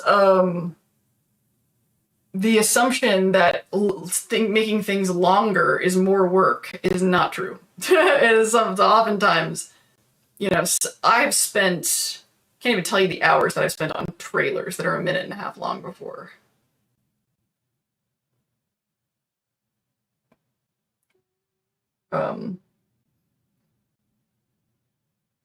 The quality and complexity of is what brought me to engaging beyond just viewing, which I have barely done before. Oh, that's cool. The 6-month break put a lot, yeah.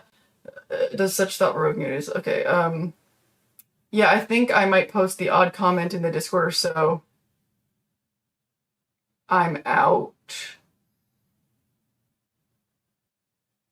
You're out of what? I'm not very active in the Discord, though I'd like to be. Well, you're invited. I guess I'd want to see, like, if I did more stream in the Discord, if there's anybody that would feel, like, totally abandoned. I only post on Discord if I think I got something good. Notifications to get me into the streams there, but that's fine. I need the @everyone notification. Okay. I am very stingy with those, for obvious reason. I don't chat in Discord as much as I want. This time of year are busy. I think in the fall I will. Should I put @everyone when I put a new release? I think people overuse @everyone. Post a link and they will come. The dark side of anything is recognizing the self-doubt and over-questioning is always going to be there. Yeah, exactly! The fact that you were taking steps to manage your version of it is hella good. That's the thing that's what was like making me cry a lot today, was thinking about rolling this back to once a month. This is the Dima alone in the cave suffering, is like, if you don't have this directive that's sorting your priorities for you, how do you know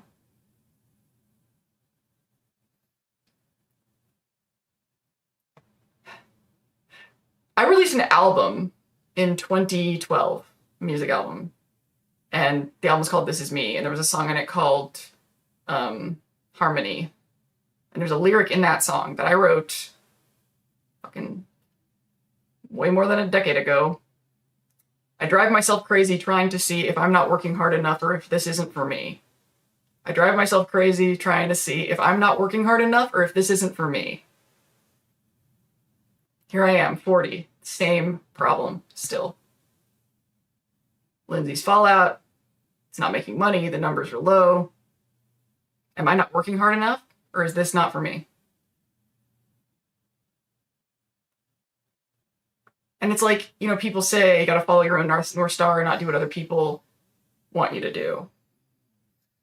But if you need other people to watch your shit, you need other people to pay for your shit, and you need other people to meet your needs, then that is fucking pointless advice. It matters a lot what other people think of me and what other people want from me. And telling me to not consider that is confusing nonsense, because it's impossible for me to function without observing what other people want from me. I wish I could avoid it. That's why TikTok destroyed my mental health. Because you put a video on there, you get 100,000 people watching it. It really fucks with your understanding of what the world wants from you. You think, oh my God, everybody wants to see me talk about these issues. So I kept talking about them. And I kept getting reinforced. The thing is, nobody was willing to pay anything. Nobody, like, I basically, in some form or another, my whole life, have allowed myself to have no value at all, because I survived my childhood by costing nothing. By costing virtually nothing, like, energetically. Like, my mom made her kid payments, you know? There was a roof over my head and my basic needs were met. But basically, I think she really did think that bought her permission to, like, not have to support me in any other way, or, like, listen to any thought in my head at all about anything. So, like, why should I listen to you? I buy you food. So I just kind of went into the world trying to figure out how to survive while not being inconvenient in any way, not costing anything extra. And so I've always, like, made content that was free, that people watched for free, that people expect to enjoy for free. And then I end up working really, really hard and making a lot of things and not knowing how to get groceries.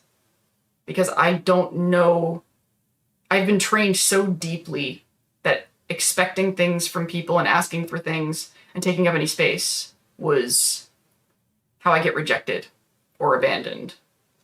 So I just try to be not like other girls, you know, try to be chill and not need anything. Which is why I don't ask for, like, super chats and stuff, but I feel weird doing it. Like, even now, I'm like, I don't want people to buy video games for me when they were on sale 2 days ago. Like, I'm just constantly trying to figure out how to be not inconvenient in any way. And so what I've been doing is posting content after content after content after content, waiting for the world to tell me what it wants from me, waiting to be chosen.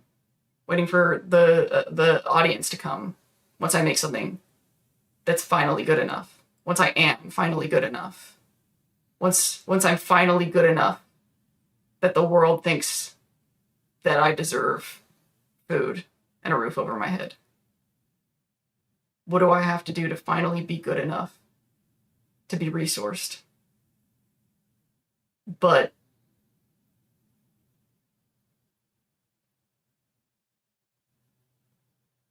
I think it's one of the reasons it took so long to come out to, because there's sort of a pathway in life for a woman that doesn't know how to make money. And that pathway is marry a man who can. And I think that it took a lot of guts to finally realize I didn't have access to that path. I wasn't going to marry a man who was going to make the money for me. That wasn't an option. And I think that's maybe why I love Kasumi so much. Because, like, I feel like Kasumi moving to Acadia and wanting to believe in Dima but then realizing that Dima wasn't, you know, what she thought he was. I think that's why I made such a big deal out of that in the video about how that took guts. You know, like, it was so hard for me to face that I wasn't going to marry a man and that wasn't going to solve my problem. Like, how many men I dated and broke up with and just, like, really, like, tried to make it work and tried to, like, twist all the knobs and switches in my head around enough that I could make that life work.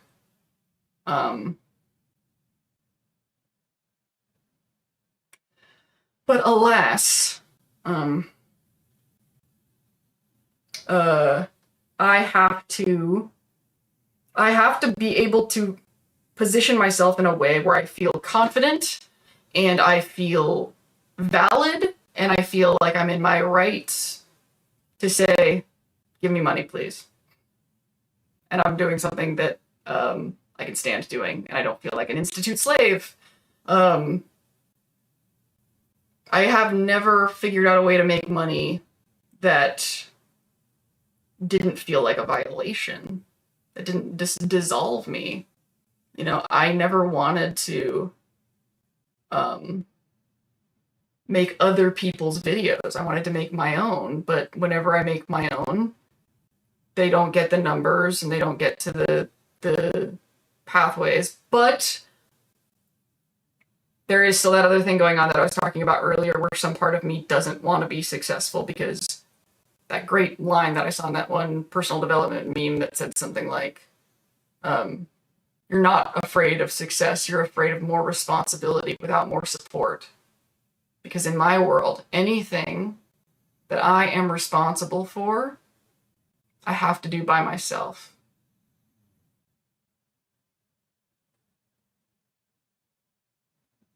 That nobody helps me do me things.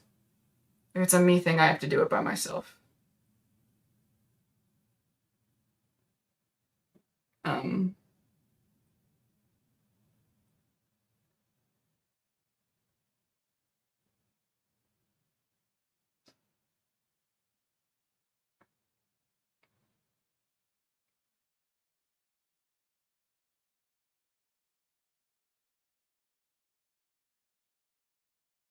I wanted to get you the game and maybe you would have found a good for us reason to justify getting you the game. So maybe it was Kismet, the link didn't work for me. Well, somebody got me. Who got me? Somebody got me Silent Hill F. I'm still sorry for jokingly saying Dance Monkey when I was able to do those super chat. That was funny. That was not even, no. Like that, I was not offended by that. Even though I, trust me, this does not make me feel Dance Monkey feelings. That nothing about, like, this is, but that's the thing, it doesn't make money. Like, it doesn't, like, I mean, you sent me, like, a couple super chats. That's not gonna, like, pay rent. It's, like,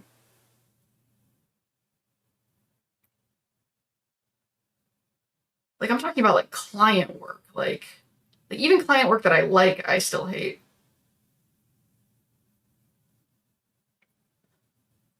Please remember, I'm the kind of person who gives gifts to see them smile, even if I have to pay real. Aww. Well, I'm excited to play that game. I'm really excited to no-clip through that game. It would make sense after I do, thanks for soothing my inner overthinking. Always. Always. It doesn't help that the new season of Tanya the Evil just... Tanya the Evil? What is that? Okay, well, what else is on my list? I know I kind of went off on some, like...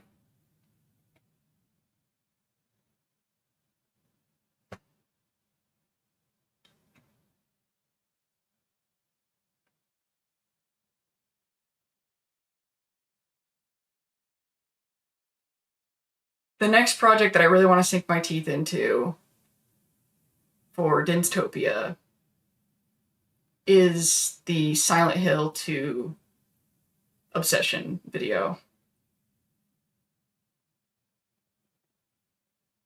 I'm definitely going to want to talk about video games because I like Shooting, that was another thing, like, my 40th birthday, hard stuff, but I can't, there really are no words for how much fun it was to, like, record all that stuff from Fallout 4. And, like, the Nick Valentine stuff. Like, that is my favorite thing to do. Is recording footage inside these games. My favorite fucking thing. And I just want to monetize that. Like, basically, like, showboating myself and getting a lot of attention and recording footage inside video games are my two favorite things. And that should be the life of a YouTuber, shouldn't it? Like, thanks for the heads up, potentially hearing more new stuff from my kid that makes apparently popular fanfic semi-involving that. Wait, what are you talking about? Tanya, it's about a reincarnator who is reborn in a magical pre-World War German... Is this anime?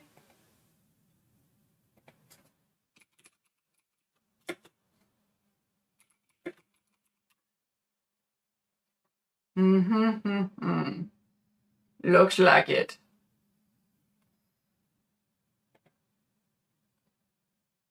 Cool. What streaming is it on? Oh man, Crunchyroll is still like the thing, isn't it? We had Crunchyroll back in my day.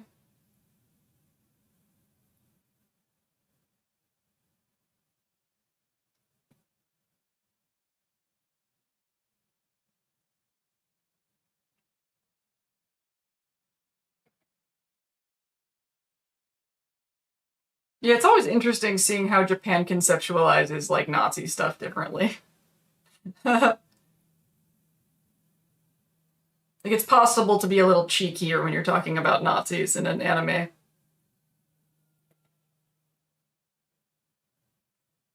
I don't like recording. I have to be in such a specific headspace to be on and record. I'm not really a performer. It's definitely more energy for me to do on camera than audio. Like, audio is easier. But I know that video is easier for me than it is for, like, most people. It's been kind of harder lately, though, which is weird. I'm not really sure why. Something I've noticed. I'm not really sure what I'm nervous about. Like, I mean, in general. Oh my god, $100? Wow, thank you! Oh my god, $100? That is a lot of money, thank you. Wow.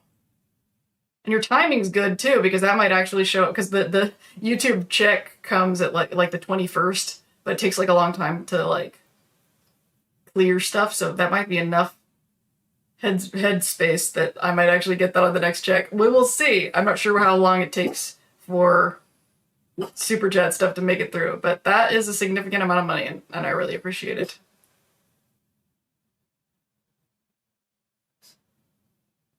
Don't forget that she is there because, as argued with a god, his own existence, and he punishes her with a new life and give her gifts that only activate through prayer. Oh, is this the... Like, a part of me is like, oh, should I watch that? But I'm like, I have been not sure about anime for a while. Just because the older I get, it's so stimulating. Like, maybe if I watched a movie, movies tend to not have the same intensity that the shows do.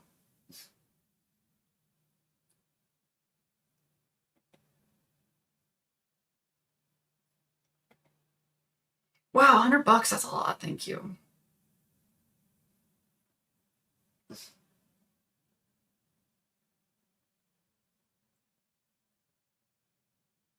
I can't even, like, I can't begin to tell you guys, just how much fun this is. Like, how, like, I don't want to make it sound like I'm saying goodbye, because I'm not. Like, this is one of my favorite things that I've ever developed.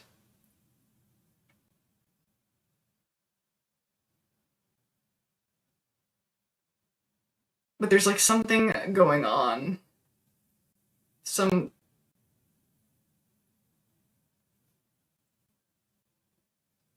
fear of making money that's ruining my life.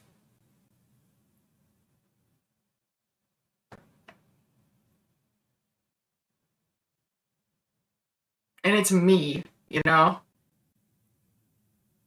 I just keep thinking of Backrooms, but not everybody has seen it. I don't want to spoil it, but this is very...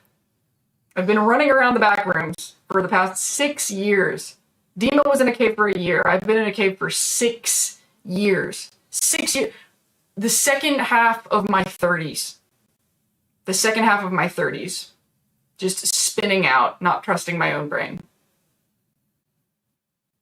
And it just has to stop. And now, thanks to Lindsay's Fallout, I know that I can just get really focused on, you know, building a project and be reliable and put hours into it and hit goals and all of that. I just have to put that amount of energy in something that I can monetize. I have to. I can't afford. And also, like, this was like the last thing. So, because my next break, when I switch to glasses time, is going to be in 10 minutes. And this is, I guess, the last thought about that I want to sort of end on is,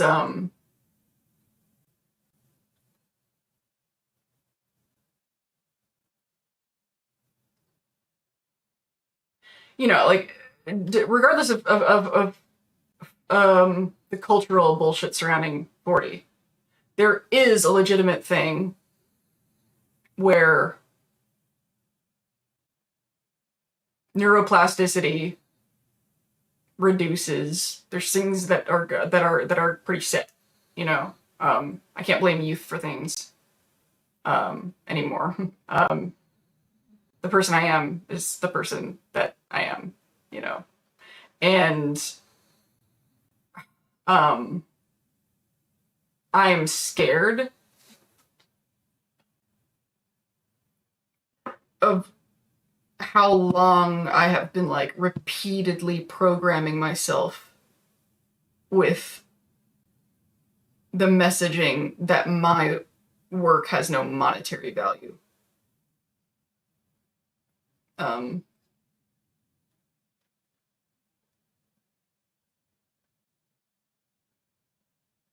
That all I offer is that I'm not expensive. Like,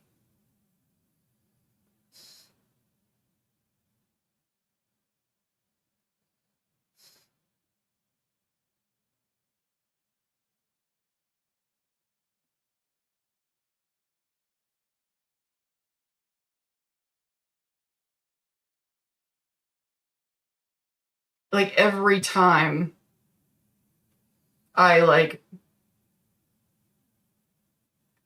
give without getting,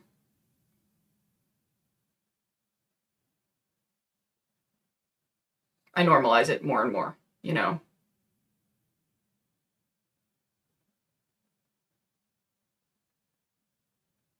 And so in order for me to break out of the back rooms, to break out of this Groundhog Day loop, I have to insist that people should give me money. Like, I have to insist on it. What I've been doing, like I said before, what I've been doing my whole life is just making things and making things and making things and making things and waiting for somebody to look and be like, that thing that she made is worth money, and then they decide to pay me. But that's not how the real world works, and this is how Vault-Tec, the Institute, fucked me up, how K-12 fucked me up. It taught me, don't bother people and asking them for things, because they'll get annoyed, and you don't want to annoy people, because then you won't be socially included. Just sit still, look pretty, make cool things, and when you make something good enough, you'll get promoted. If you work hard enough, if you work hard enough and you are clever and you look at what people want and you make what people want, then they will reward you. They will pay you. They will give you a job. if you just tuft your plumage.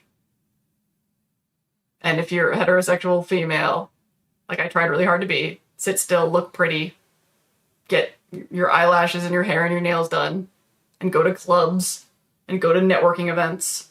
And then eventually people, entertainment industry people, or guys with money will notice you, and then you'll survive because you did such a good job and you worked so hard and you stayed so fit and you made such cool things that people looked at you. And I was never taught, and I never learned how to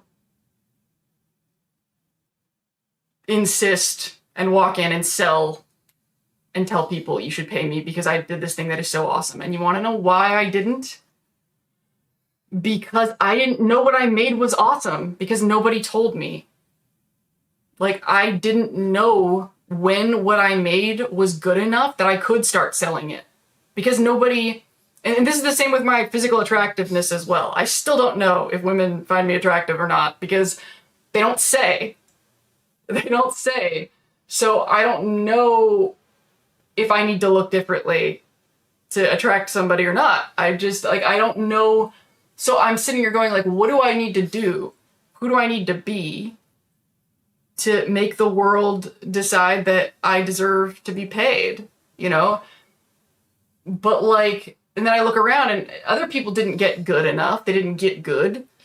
They just made what they wanted to make, and then they just announced that they were a big deal and just kind of got everybody to believe them. And I'm just like, but then when I do that, I feel like it was stupid. Like when I did Zamdanga Impact, I was not qualified to do that work. I was not qualified to do any of this personal development, but neither was anybody else. And so I was like, okay, well, trying to be good enough that I'm taken seriously is going nowhere. So what if I just don't think I'm good enough to be taken seriously, but I just lie and I just announce I am good enough? Well, that didn't really work out either. I still don't understand at what point you're quote unquote good enough that you can start selling, that you can, that it's worth money.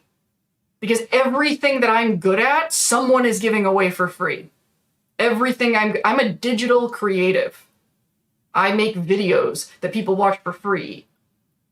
That is exactly why I got connected with Atlas. That is the core reason why, because he makes a physical thing. So it wasn't debatable that his thing should cost money, because obviously it should cost money. It's physical, it's a thing.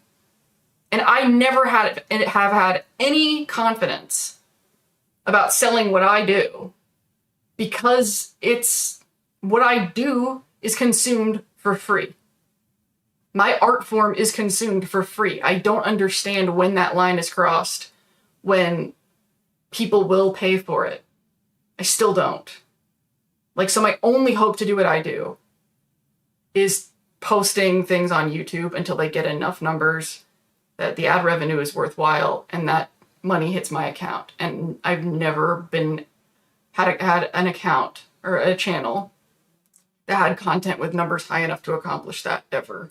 And Lindsay's Fallout is the longest that I have been able to just really, really fucking try. And I hit every, like, mark I knew. I uploaded regularly, consistently. I had a niche. I had a voice. I used editing tricks and stuff that worked for Larry King's digital network.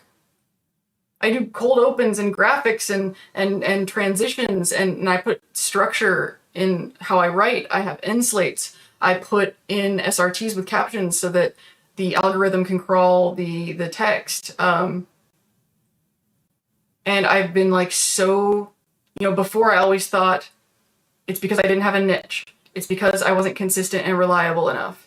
It's because the quality of the content wasn't good enough. The writing wasn't good enough. It was because I didn't nurture a community, a relationship with an audience. But this time I've done everything right. In 20 years in this business, the only thing that remains, the only box that isn't checked in regards to Lindsay's Fallout is it too niche?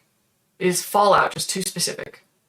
So that's why the next thing to try is to take everything I've learned from this and just move it over to Dystopia. Just move it over there. I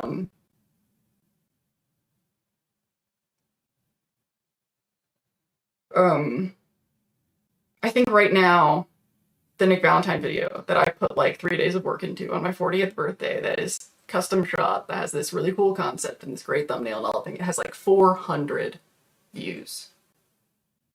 And I am putting too much into this. And I'm 40. I need to put this amount of work into something that is going to monetize. And even now, like, I feel guilty, like I'm betraying y'all. Like, I know that I don't want to sound ungrateful because everything else about all of this has been exactly what I wanted. And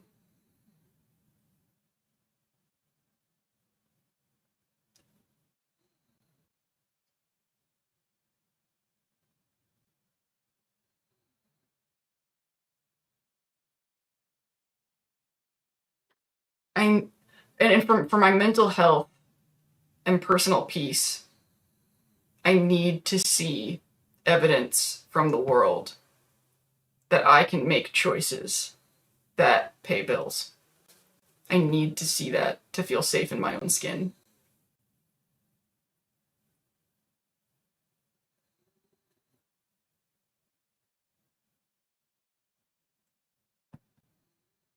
Break time.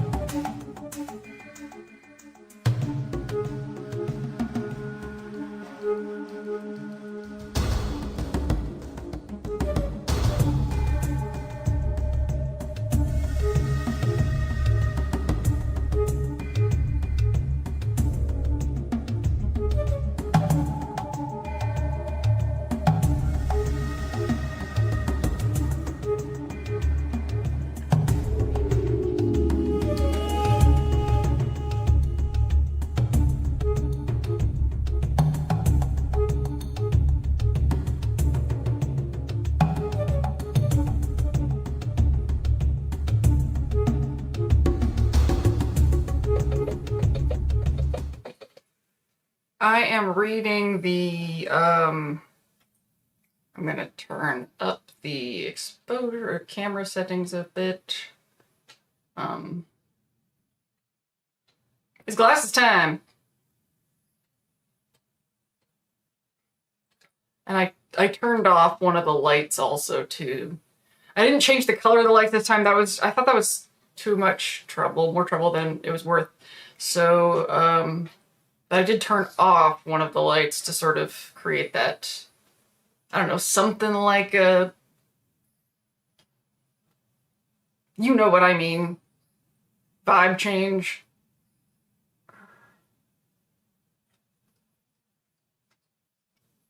Okay. I do love being able to control the camera on my phone. It's pretty cool. I was noticing while I was reading the chat, Feral Cools, and maybe this is just because we're older, but there's a vibe. There's a vibe where it's not like everybody's cool and shiny happy people all the time. There's definitely triggers. There's definitely traumas. We're imperfect human beings. But there is peace. It's very peaceful, even when we're weird for a second. This is a very non-hostile, conflict, meh. You know what I mean?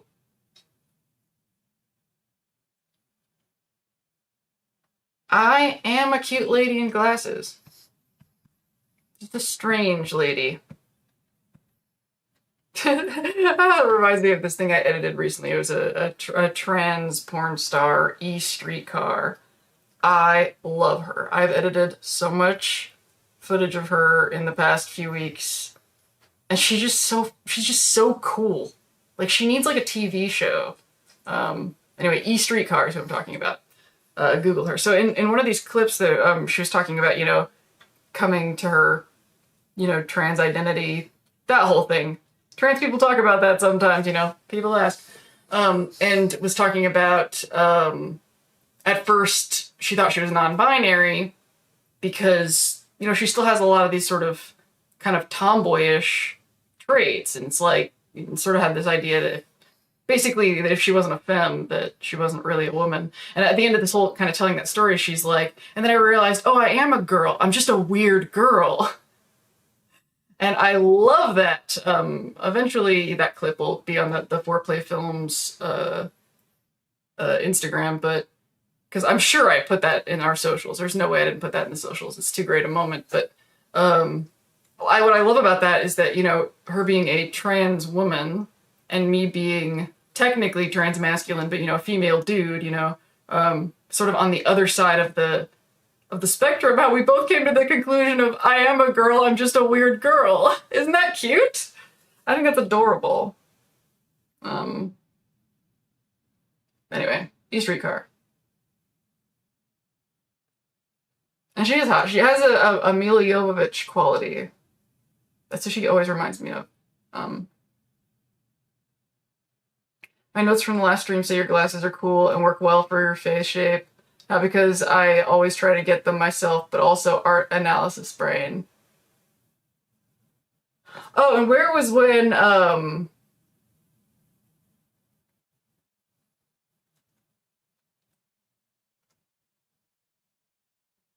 Oh, have you thought about making an indie movie and submitting it to a film festival? I have made many indie movies. I've submitted to many festivals.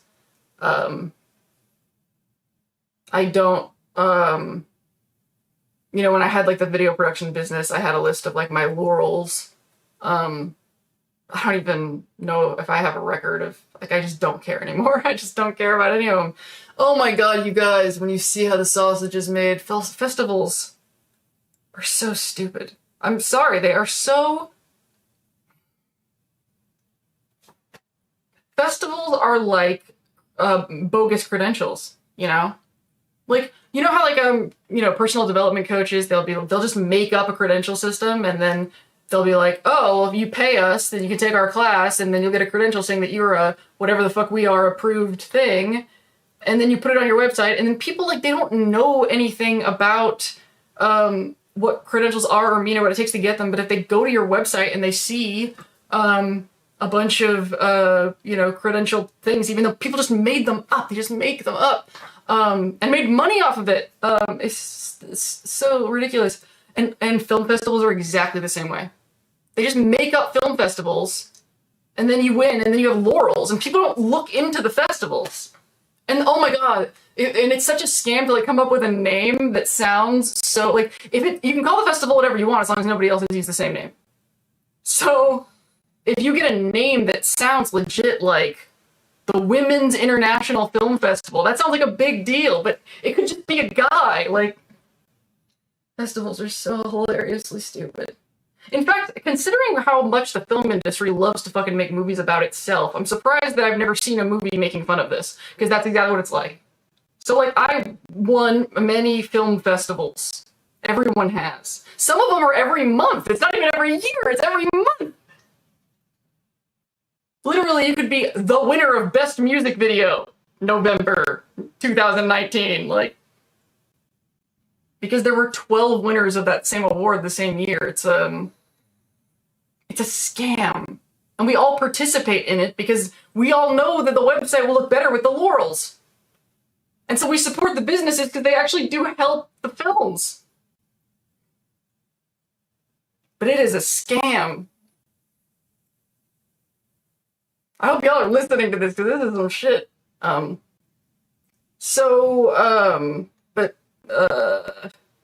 Yeah, I guess that sums up. I can't think of anything else I wanted to say about film festivals. The don't slouch thing, yeah, that is, it's crazy how many feelings there are. Actually kind of listening to you or reading you talking about the neurodivergent slouch judgment.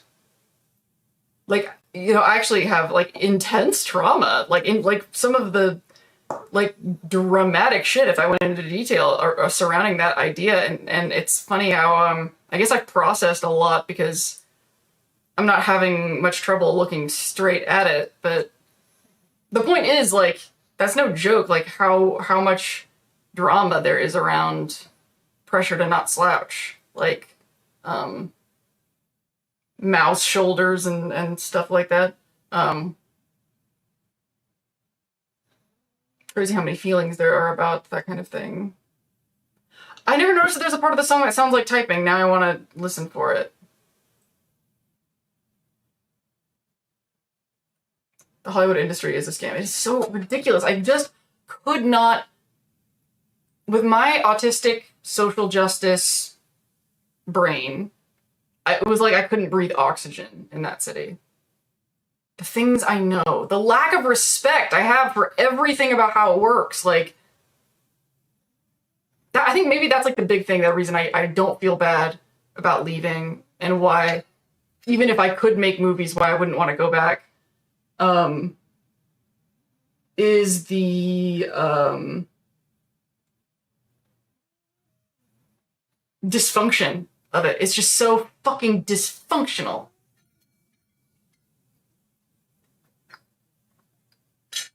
It's not only immoral, it's dumb. It's dumb everywhere. And everyone just goes along with it because that's how it is. It's so dumb. Oh my god, just my brain was like, that might be a funny general comedy video one day. Everything about LA that is stupid. It's not a Dystopia video though, because Dystopia is like a pop culture thing. I don't know what I'm doing. I just want to say my thoughts. I just want to turn my thoughts into videos. How do we turn that into money? Can we just don't zoom out and just look at that? Can we just look at, like, that's, I turn thoughts into good videos. How do we money that? You know? We can't throw in these, like, monkey's paw catches. Like, well, okay, we can do the videos, but they're other people's ideas. No, they have to be my ideas. You know? Okay, well, you had ideas, but then, like, somebody else made the videos. No! I need to do both. It's like videos on language. And that's the language I want to speak to express the thoughts in my head.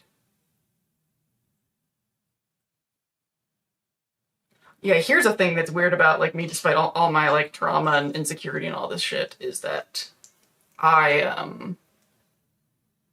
really, really, really think my own thoughts are interesting. I'm an asshole. But I let this asshole entertain people.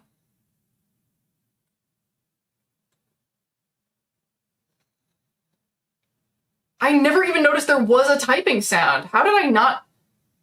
This is freaking me out. Is this like outside? It's like outside of my autistic monotropic attention tunnel.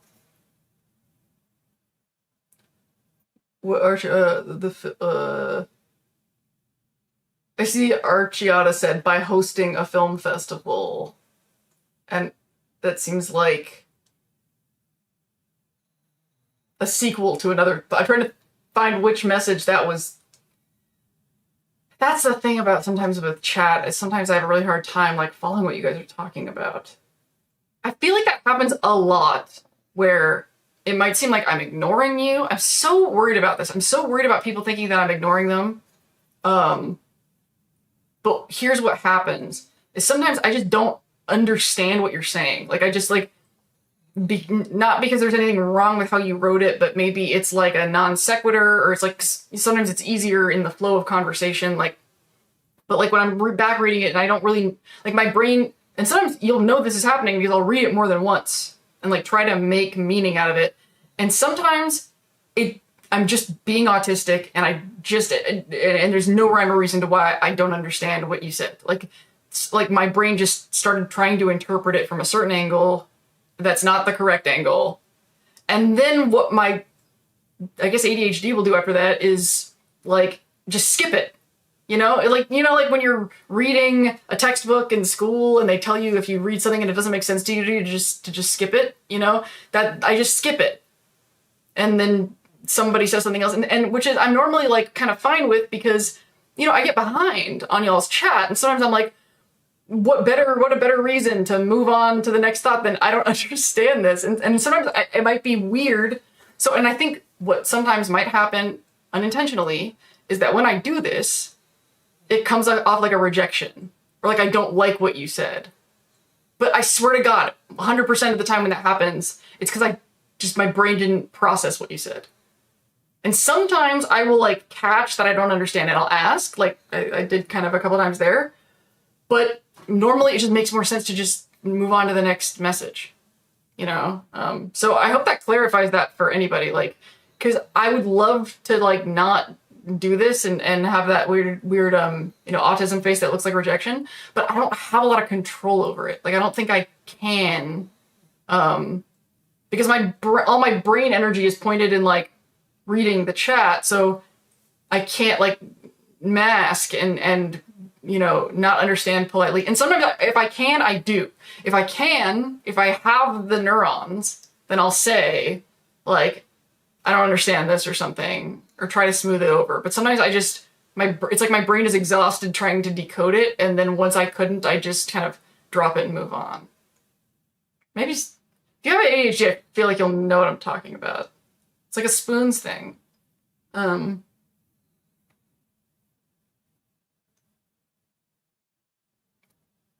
I would rather be an abused cog than an even more manipulated cog. Yeah, and this kind of goes along with my whole, like, the way I feel about lying.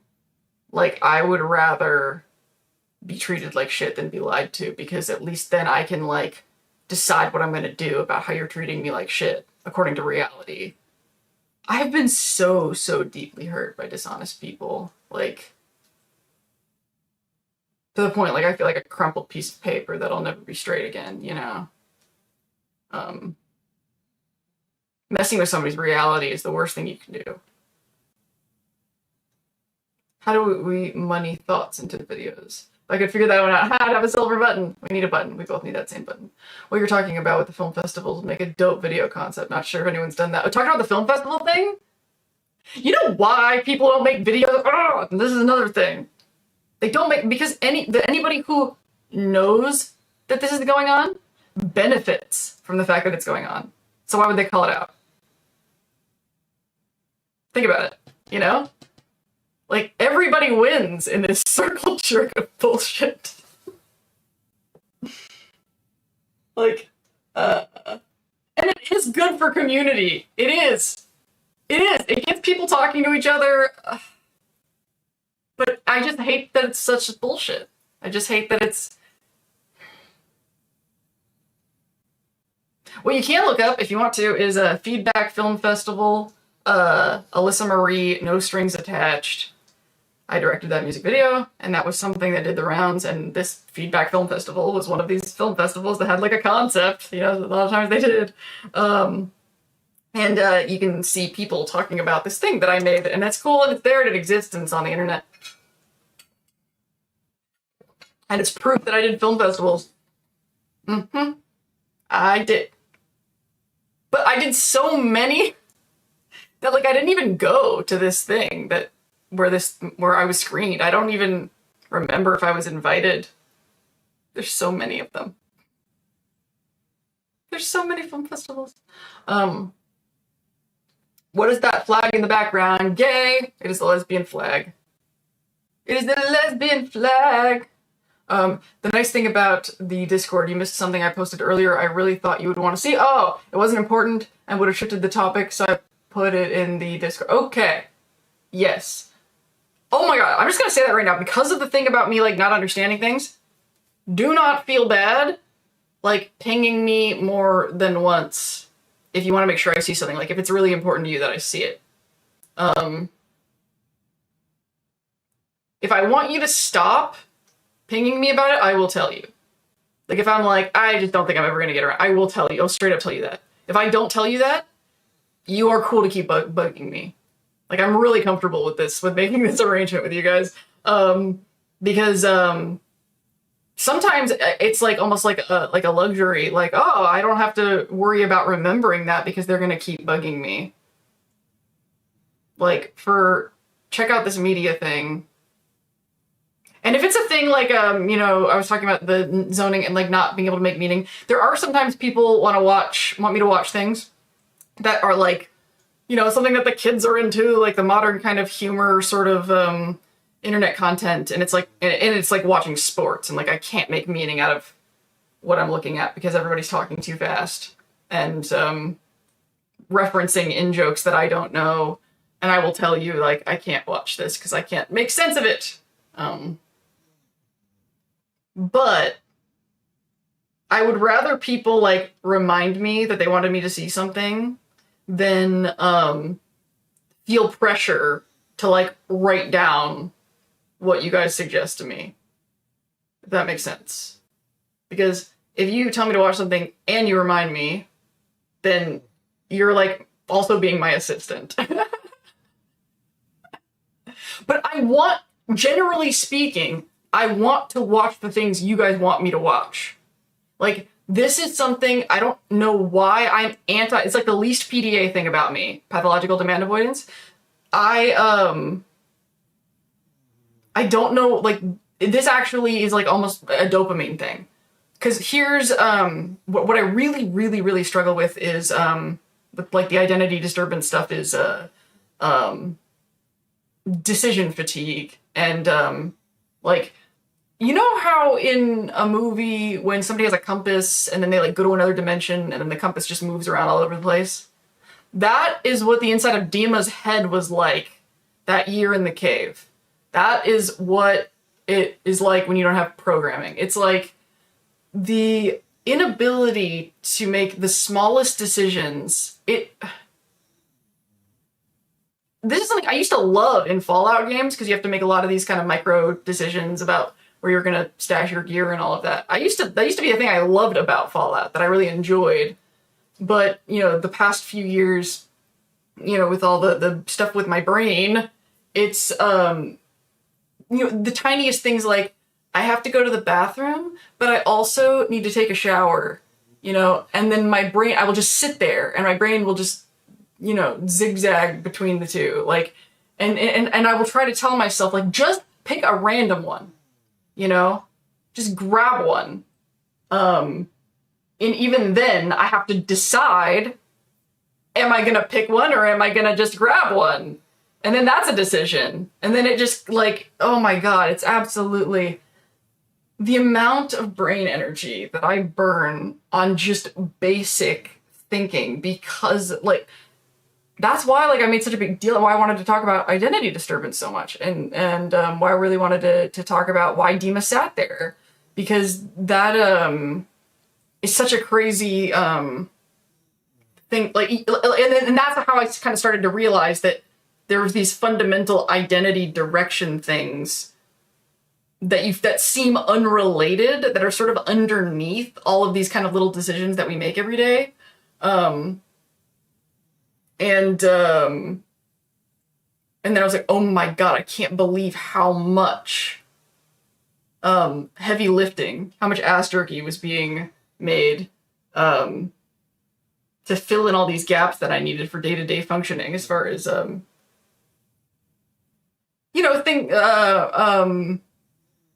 like how much you prioritize your physical appearance, your clothes, how much you prioritize attention and achievement, and your own time, like these, all of these things, like you can accidentally offload the prioritization of those things to other people's rules without knowing it.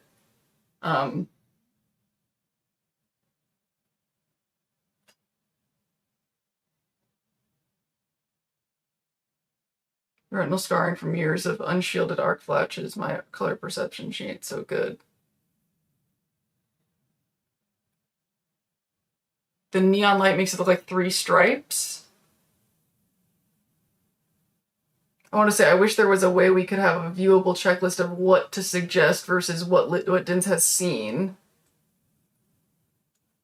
You could start it. I don't know, like in the Discord somehow.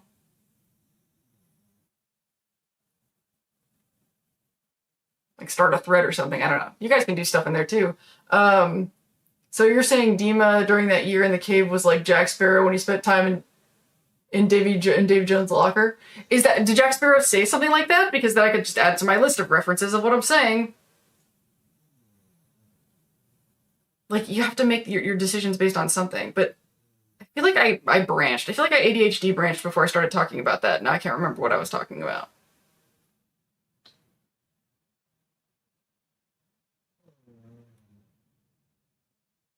Poops. And prioritization. Some people don't realize how much work all of that entails, for which I envy them, but some of us crash out on all the things it's hard to prioritize. Yes.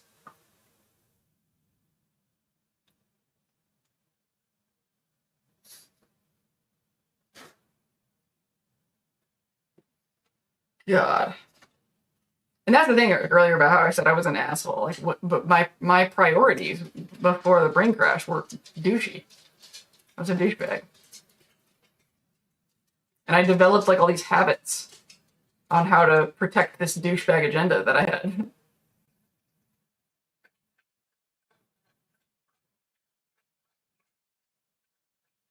Like, I didn't wish anybody harm. I just only cared about myself and my career and security. And that was it. It's not that I didn't care about love and relationships. It's that I thought they were a lower priority. It's that I didn't think I had the right. Like, I thought relationships and friendships was like playtime, like dessert. But I had to eat my dinner first. I'd eat my vegetables. And I didn't think I was like good enough to have relationships or care about people until I got like my career and my whole life together. And then I could have fun. Like I thought I was disciplined and hardworking and dedicated. And I really somehow didn't understand that you're supposed to have relationships too. Like, I just, like, even all my relationships were about the industry, you know? And I look back at how often was I really insensitive or, like how many people felt like I exploited them, because I actually did. and I didn't know because I thought that that's just like not being interpersonally exploitative in Los Angeles doesn't even make sense. You don't have time not to be. You don't have to, you like there's you know, quid pro quo is politeness. You don't waste time hanging out with somebody that's not going to help with your career. You don't have time. Like, there's no way to not, like, be a narcissistic person in that social environment. It's, like, it's literally, you can't function.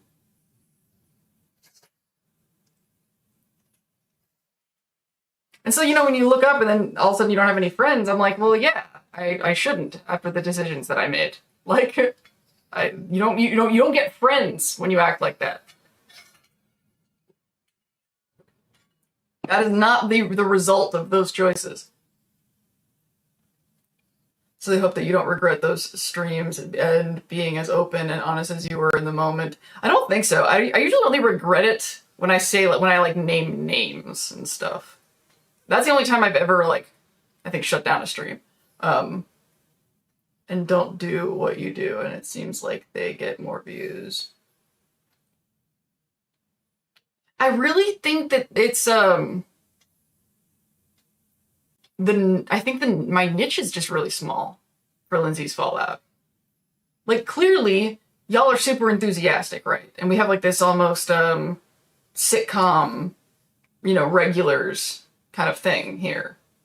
But maybe it's because this is just such a weird, like, this is such a weird way of looking at Fallout. And a weird way, like, this is the Lindsay's Fallout stream where I don't play the game at all. That's weird. It's a weird niche. To have a video game stream where you never play the game? And we don't even question it. We barely even talk about that. I think we're just weird. Jack died in Davy Jones' locker with, oh, right, where he could do nothing because he could not, right. Yeah. Not being able to think straight has been, like, the biggest, that compass image is just, like, really what comes to mind. And the, number one, thing that helps is keeping moving, like a shark that will die if it stops swimming. Like, basically, like, don't think about making a decision. Just move your body and let whatever your hands start to do, just let it, like, just do. To think while moving is what I've had to kind of develop the habit to do. Because oftentimes, it's weird. It's hard for my brain to like kind of accept that it's okay to do something, even if you're not certain it's the absolute best thing to do. Does that make any sense? Okay, like, I feel like what I'm saying is so specific, but the words are not like, like, I basically made it a background premise rule that every choice I make has to be the best possible choice. So, like, chocolate or vanilla, both, what if you like them equally and it really doesn't matter? Well, I'd be like, well, I need to find something that does matter. And I would just, like, run through all these, like, Terminator programs in my head to determine. But, like, the idea that, okay, well, what if I picked chocolate and, like, vanilla was actually the best choice, but I picked chocolate anyway? Does that matter? No. Like, it's okay to pick the not optimal, but I felt like if I'm making a choice at all, I have to do it correctly. And sometimes you can just pick something and it doesn't matter. And,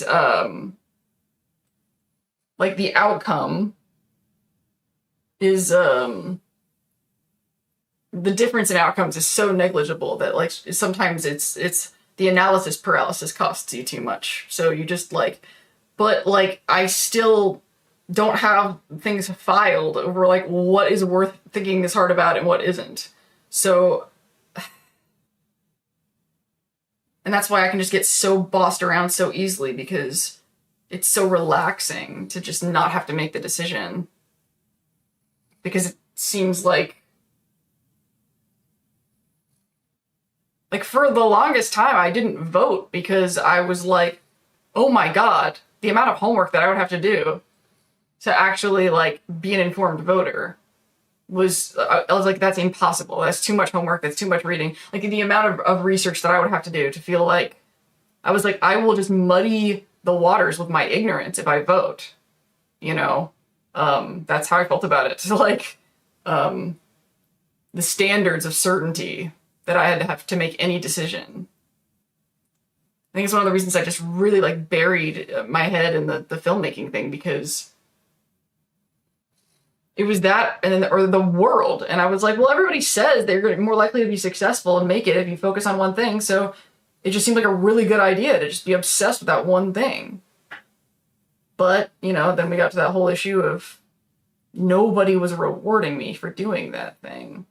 I wasn't getting any attention. I wasn't getting any jobs. I wasn't getting any money. And I was just like, what does the world want from me? You know? And it wasn't that. That's how I got really swept away in the neurodivergent trauma healing thing, because people wanted that from me. A lot of them.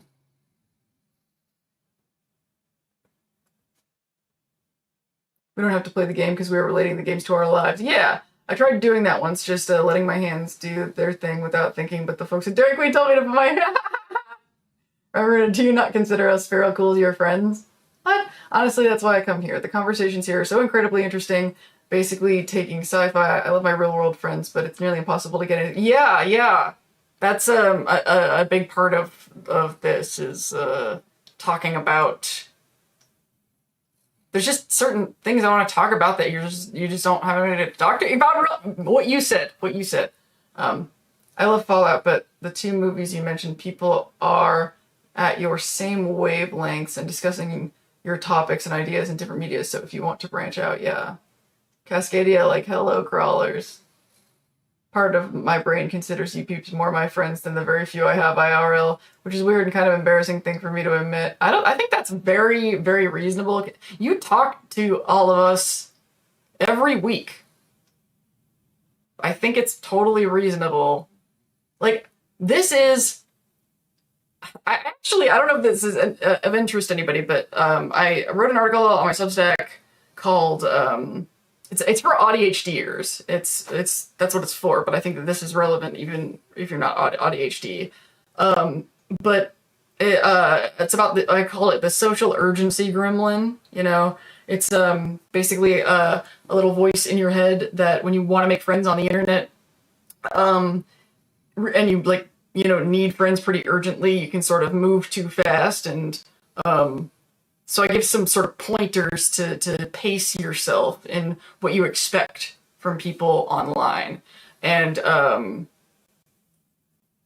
this community is at, like, this community acquaintance level of social interaction, which is a friend, it's your community, but, like, it's not the same level of friend where we could get in each other's DMs and, like, talk about really, like, deep... It can get to that point. Like, I would want people in this chat to, like, meet each other and have DM conversations and form deeper bonds. But, like, there's certain levels of heavy that aren't appropriate to talk about, like, in the general chat or, like, in this chat. And I feel like we pretty organically have kind of established where that line is pretty well. Like, I feel like, you know, we'll talk about shitty things that happen to us, but, like, not go into certain levels of detail, and also move on relatively quickly.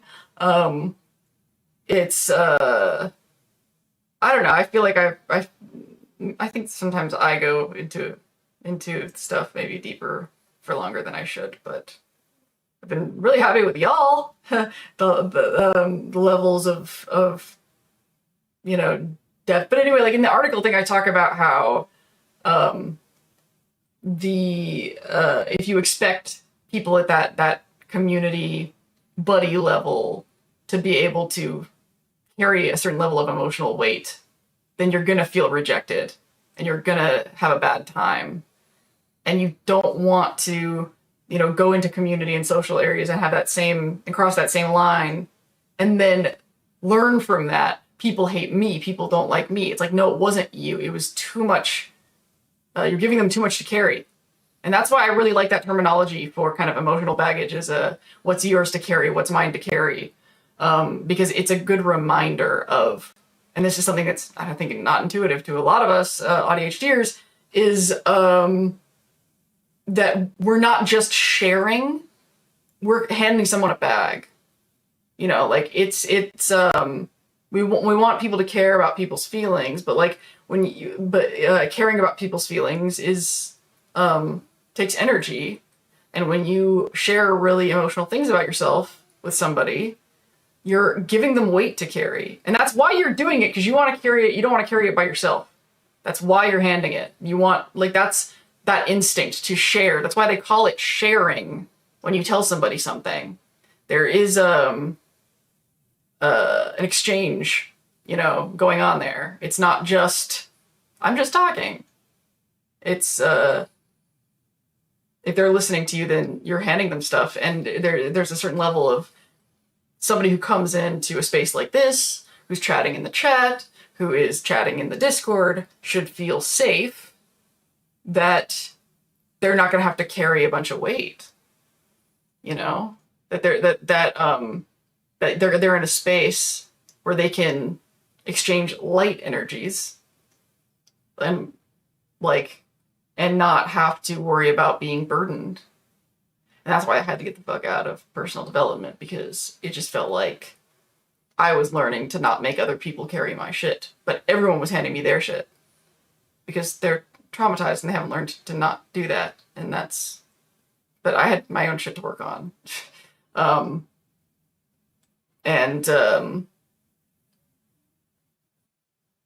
think that's kind of the nice thing about forming community around an interest. And this is what I would advise other people to do as well, is, that's another thing I write about. And I think this article, the ADHD article, is, I don't advise building your social community around like a cause. I think if you care about a cause, then causes need people like you and you should join them, but that shouldn't be, but then do that and have another social thing around an interest as well. Because if your primary social community is around a cause that's like important for the world, then you will always be expected to make yourself second to that cause because it's more important than you. That's why you're doing it, right? But what that ended up doing to me over time was normalizing not ever being prioritized, For example, like if you have a bunch of friends that are playing a tabletop role-playing game, and then somebody in the tabletop role-playing game is like about to lose their house, then that person about to lose their house becomes the most important thing in your group of friends, because you're not a sociopath, because there's no way anybody who would say our D&D game is more important than this guy having terminal cancer, right? But here's the thing. If your number one cause is saving lives, then if you have cancer, you're still not as important as the lives you're trying to save. The cause will always be more important than you. If you're suicidal, you need to get your shit together because we're trying to save the world, you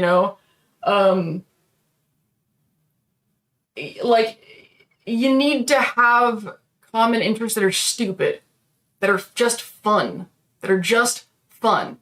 because when you are doing something that is just fun with other people, it becomes a vehicle for your relationship with those other people. Your relationship with each other is the actual most important thing. The role-playing game and the fallout and it's just a thing that's bringing you together with other people, If the cause is more important than the relationship, then the cause will always be more important than the relationship, And you won't feel valued, so it won't help you stop being lonely, Because some part of you and some part of me really didn't feel like I was worthy of being loved or being wanted unless I was doing something important. Like, do I still value myself if I just make video game videos? Do I still value myself if I'm just a 40-year-old living in my buddy's basement who's constantly broke? Do I still value myself? I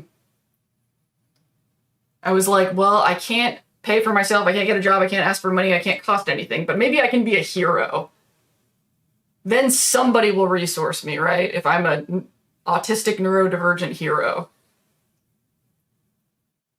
Making the world better for autistic people. Maybe then I will finally earn the right to exist. And I think maybe that's like kind of what I'm decompressing with is like, how do I like this version of myself that doesn't do anything meaningful? You know?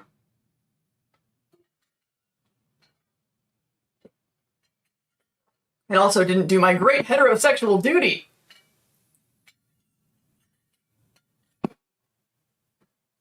I did not man and baby, and I did not make money. I failed the assignments majorly. So now what do I do? I would love it if you talked about obsession. That's next. That's gonna be the dystopia thing. I'm gonna talk about Silent Hill and obsession together. Because they have a very similar thing happening. And how Hollywood's going to take the wrong message about what we liked about it. They're going to see it and think, oh, a horror movie about a curse. They're watching the videos, though. Like, there's so much discussion about obsession. I don't think some of these people, their full-time job is just to, like, watch videos of people talking about obsession. That's, like, all they're doing. Well, there used to be jobs like that. Now I guess AI is doing it. Let's make the monkey's paw instead of what... I mean, there are people that are going to misinterpret it for sure. Like, it's such a fucking shame that we had another stupid Silent Hill movie. So now we've had all stupid Silent Hill movies. But this could have been the moment to do a real Silent Hill movie. Because Silent Hill absolutely is an influence on the Backrooms. Without a doubt. Like, absolutely on the music.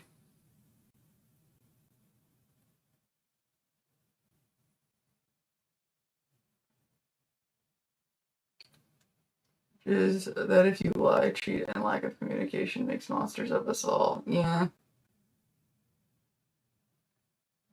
Oh my god, there's so many things that I want to say about it. I don't want to spoil it. Spoil my future video, not the movie. I mean, I don't want to spoil that either, but, it's only because I became less active on Facebook ever since my late husband's passing and trying not to be an influencer or belated. Shared so many pictures of my kids merely for a shortcut to keep family informed versus what I know now about the gross side of the interwebs. And I'll get clapped for sharing stuff because I respect.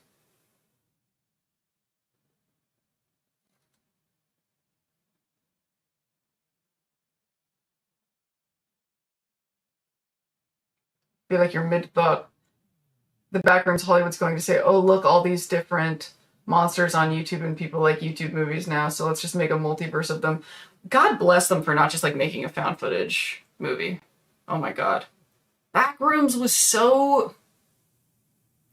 I'm kind of amazed that I'm not jealous furiously at Kane Parsons. I'm just sincerely happy for him. He's done something so so fucking cool.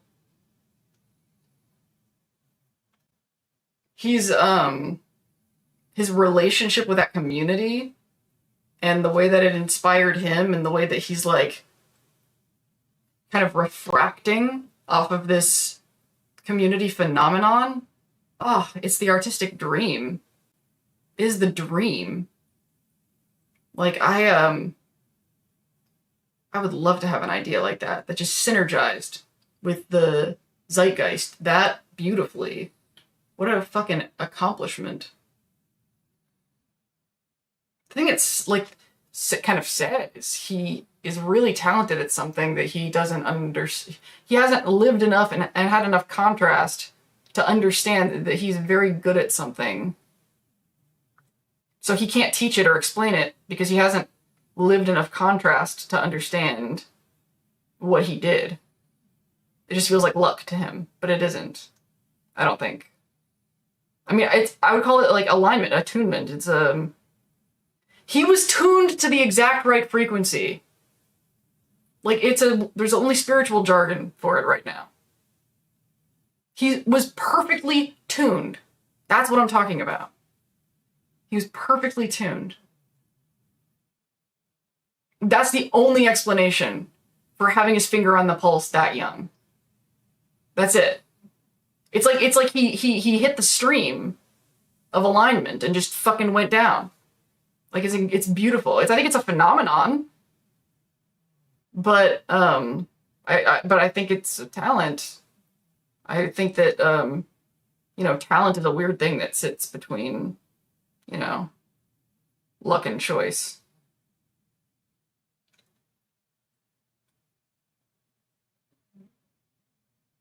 I do remain surprised. Mabel Hornets? I don't know what that is.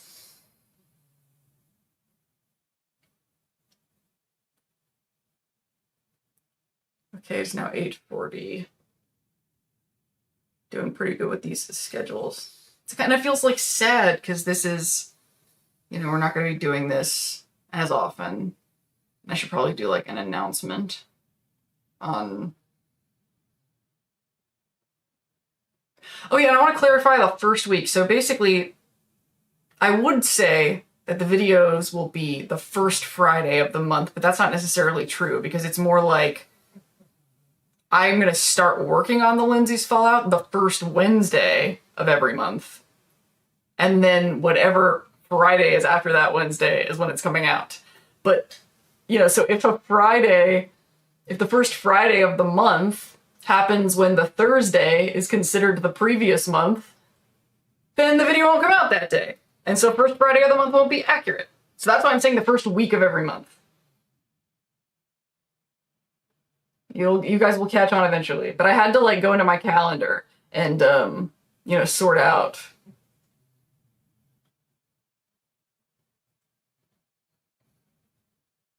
what I'm going to be doing on what days. And I have to kind of jerk the wheel a little bit on this shit toward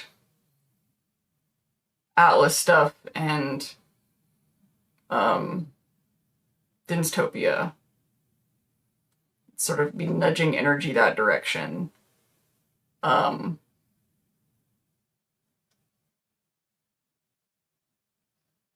do I want to end on?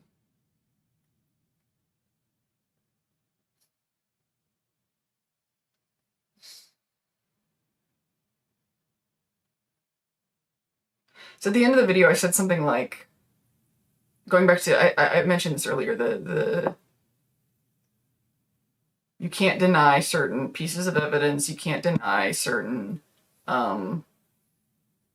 information, but you can choose what that information means to you.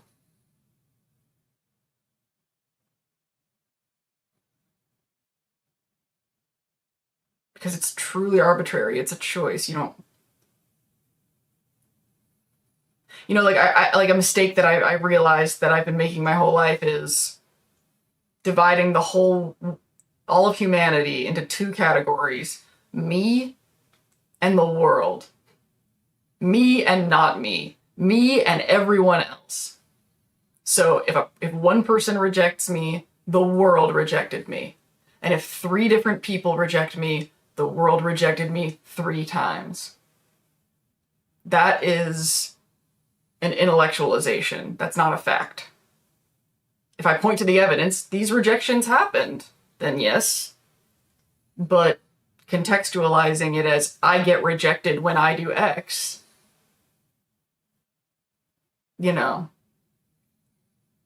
that is,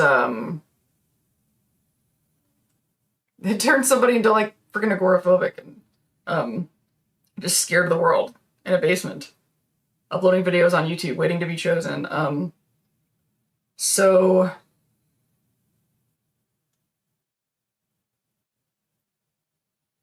I don't have to look at this like I'm giving up on Lindsay's fallout.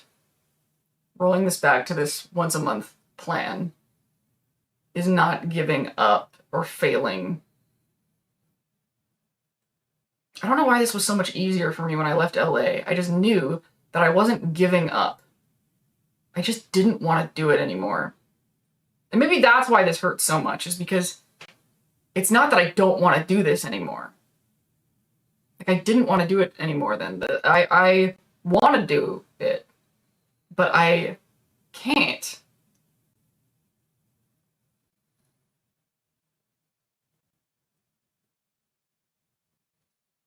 You know what? Maybe I would be happier in the long run with less emphasis on the channel that's about one property, even if it is Fallout, and even though if I do love Fallout that much. Maybe I would be happier in the long run if the bulk of my content was for a channel that had a broader, pool. And that the specialized Fallout thing was the sometimes thing.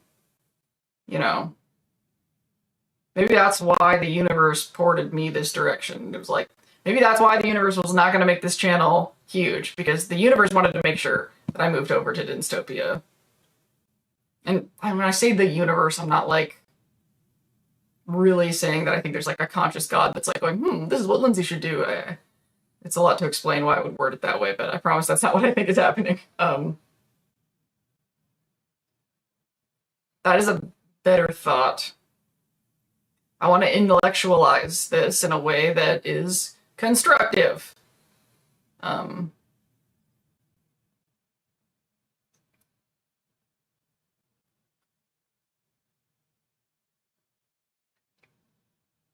Marvel Hornets. It was a long-running YouTube Slenderman series. I think the energy from my nap is wearing off. I'm gonna grab some milk and a cupcake. I want both of those things, and I have neither.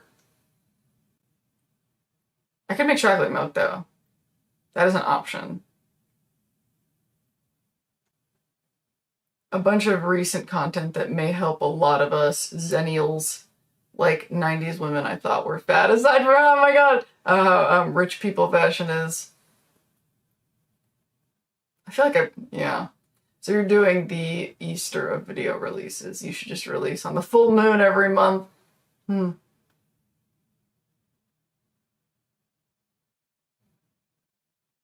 Attack of the Killer Cupcakes. I love cupcakes. I should have bought cupcakes when I went to the store today. It's just scaling until it's profitable. Can't find the right words at the moment that make sense to divert a different creator type of content. No Fallout content creators stick with just Fallout unless it's something where they update news daily.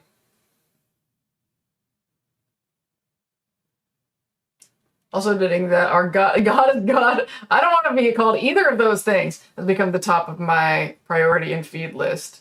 Aww.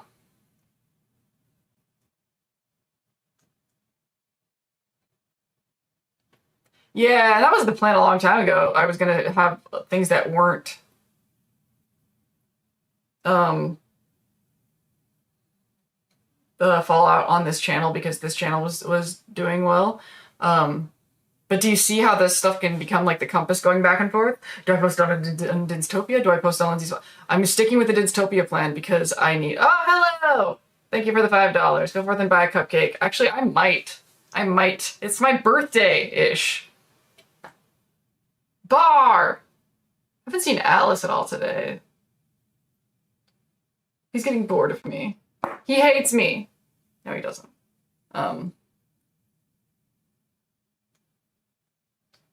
So, and I want to get his opinion on all of this too. I was just telling him that because, decisions are not are not easy for me.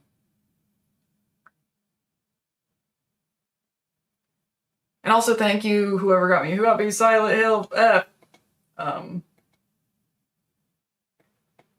That'll probably be a video too. J Albert 83. So, yeah,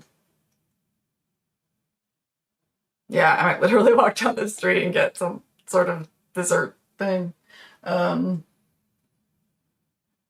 then I think I want to play, not on stream, but like have some autism time and play Silent Hill, because that's the next video I want to work on is Obsession in Silent Hill 2.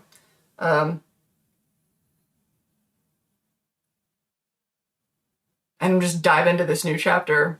And just, like I was saying before, just do shit, you know? Look at the stuff on my plate, you know, and I was doing my calendar thing. I was like figuring out when I'm likely going to work on taxes stuff that I've got to do, and Atlas stuff. And who knows, maybe after Atlas and I have a lot of stuff to talk about, and maybe once we have like sort of a content pipeline for that might revitalize certain activity on this channel. I don't know. I'm not sure what's going to happen. All I know is I have to I have to make things that I am comfortable asking for money for. That's really like what it really boils down to. It's not make things that make money, but make things that, like, you know, I feel comfortable making and then going, hey, give me money because I made this thing. And I just don't feel that way about Lindsay's Fallout stuff. It should be free for all of you. Oh, four. Are you yelling how many super chats? I didn't. All right, you have 9 more minutes before the end of stream if you want to send me $1 gazillion. That was your chance for my birthday. And obviously anybody who's in the Discord, I don't know why, like, this doesn't have to have like this weird goodbye vibes. It's really not, especially for people who are in the Discord. This is barely going to change or do anything. And why am I getting LinkedIn emails all of a sudden? We have a lot of emails I don't want.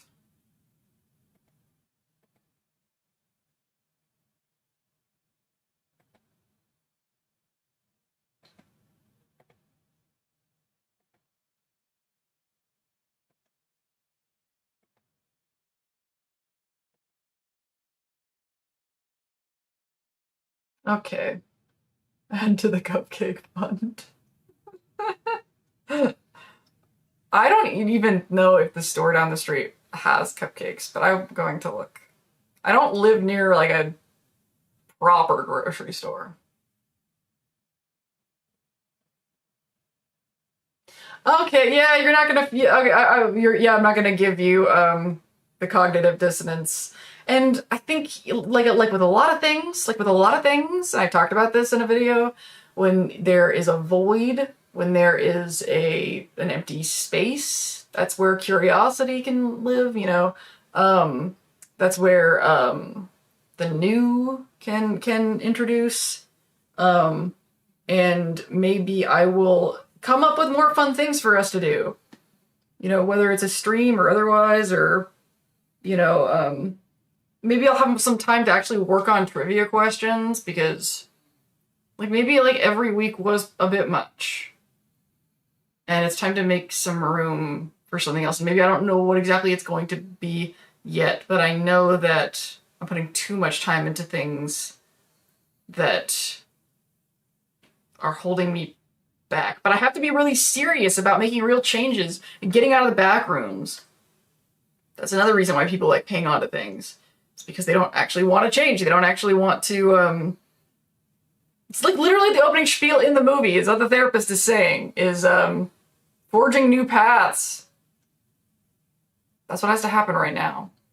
I'm scared. But I gotta figure out how to make money while I'm still hot. Otherwise, no one will ever love me.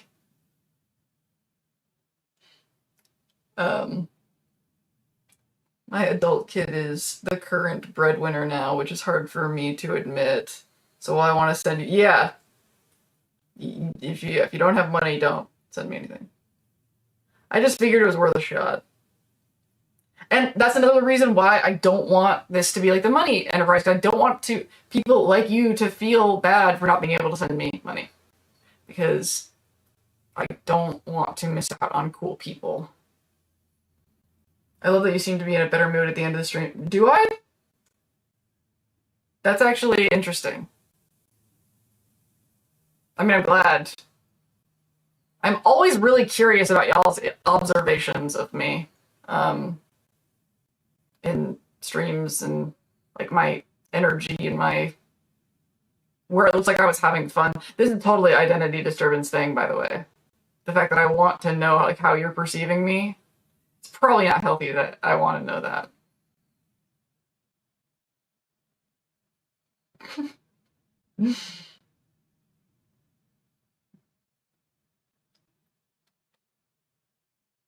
Five more minutes.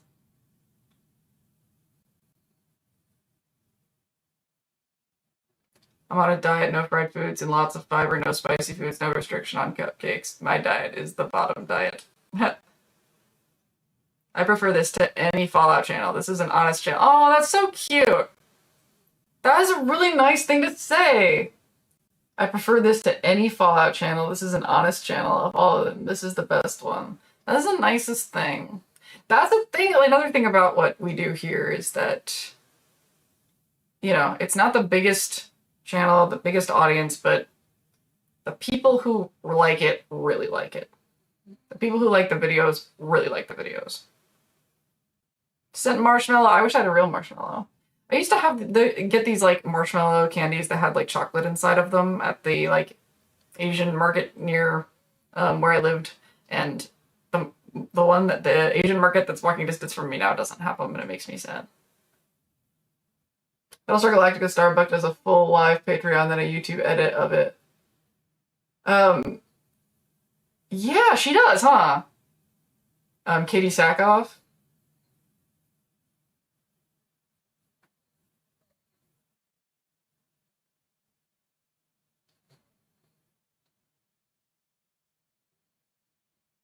I could never.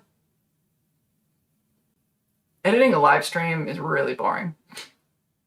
Like, I could pull the live stream into Premiere and, like, suck all the silence out of it. Sure. But any more effort than that.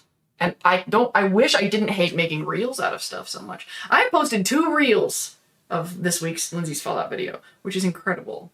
Because I hate doing it so much. And I did 2 of them. I don't know. This was one of the few times where it was, normally the worst part of making reels is deciding what part is reelable. Because it's really important to me that it's like self-contained.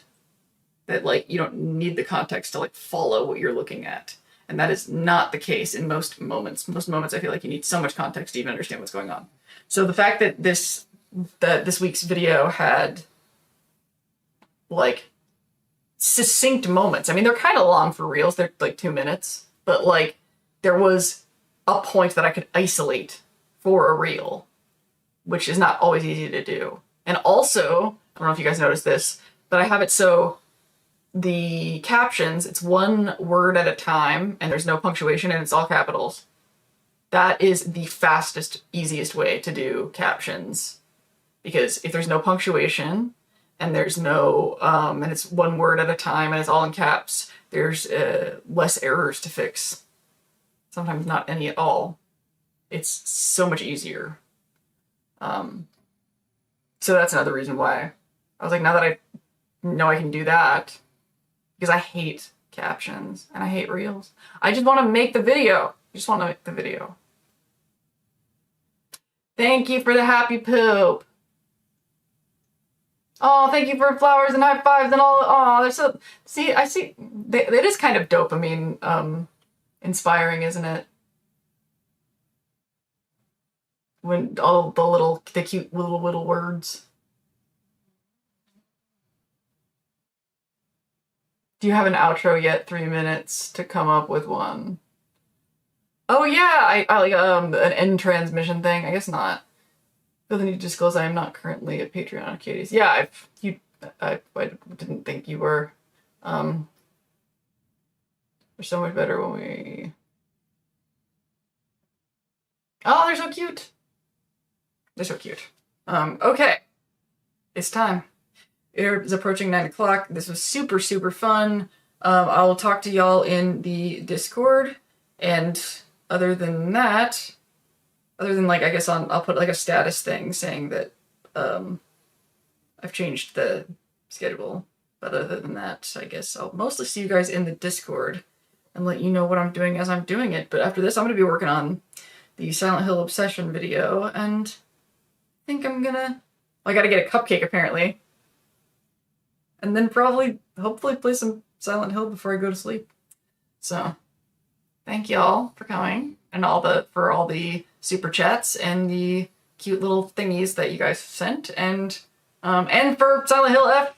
I look forward to playing it. And 40, man. No going back now.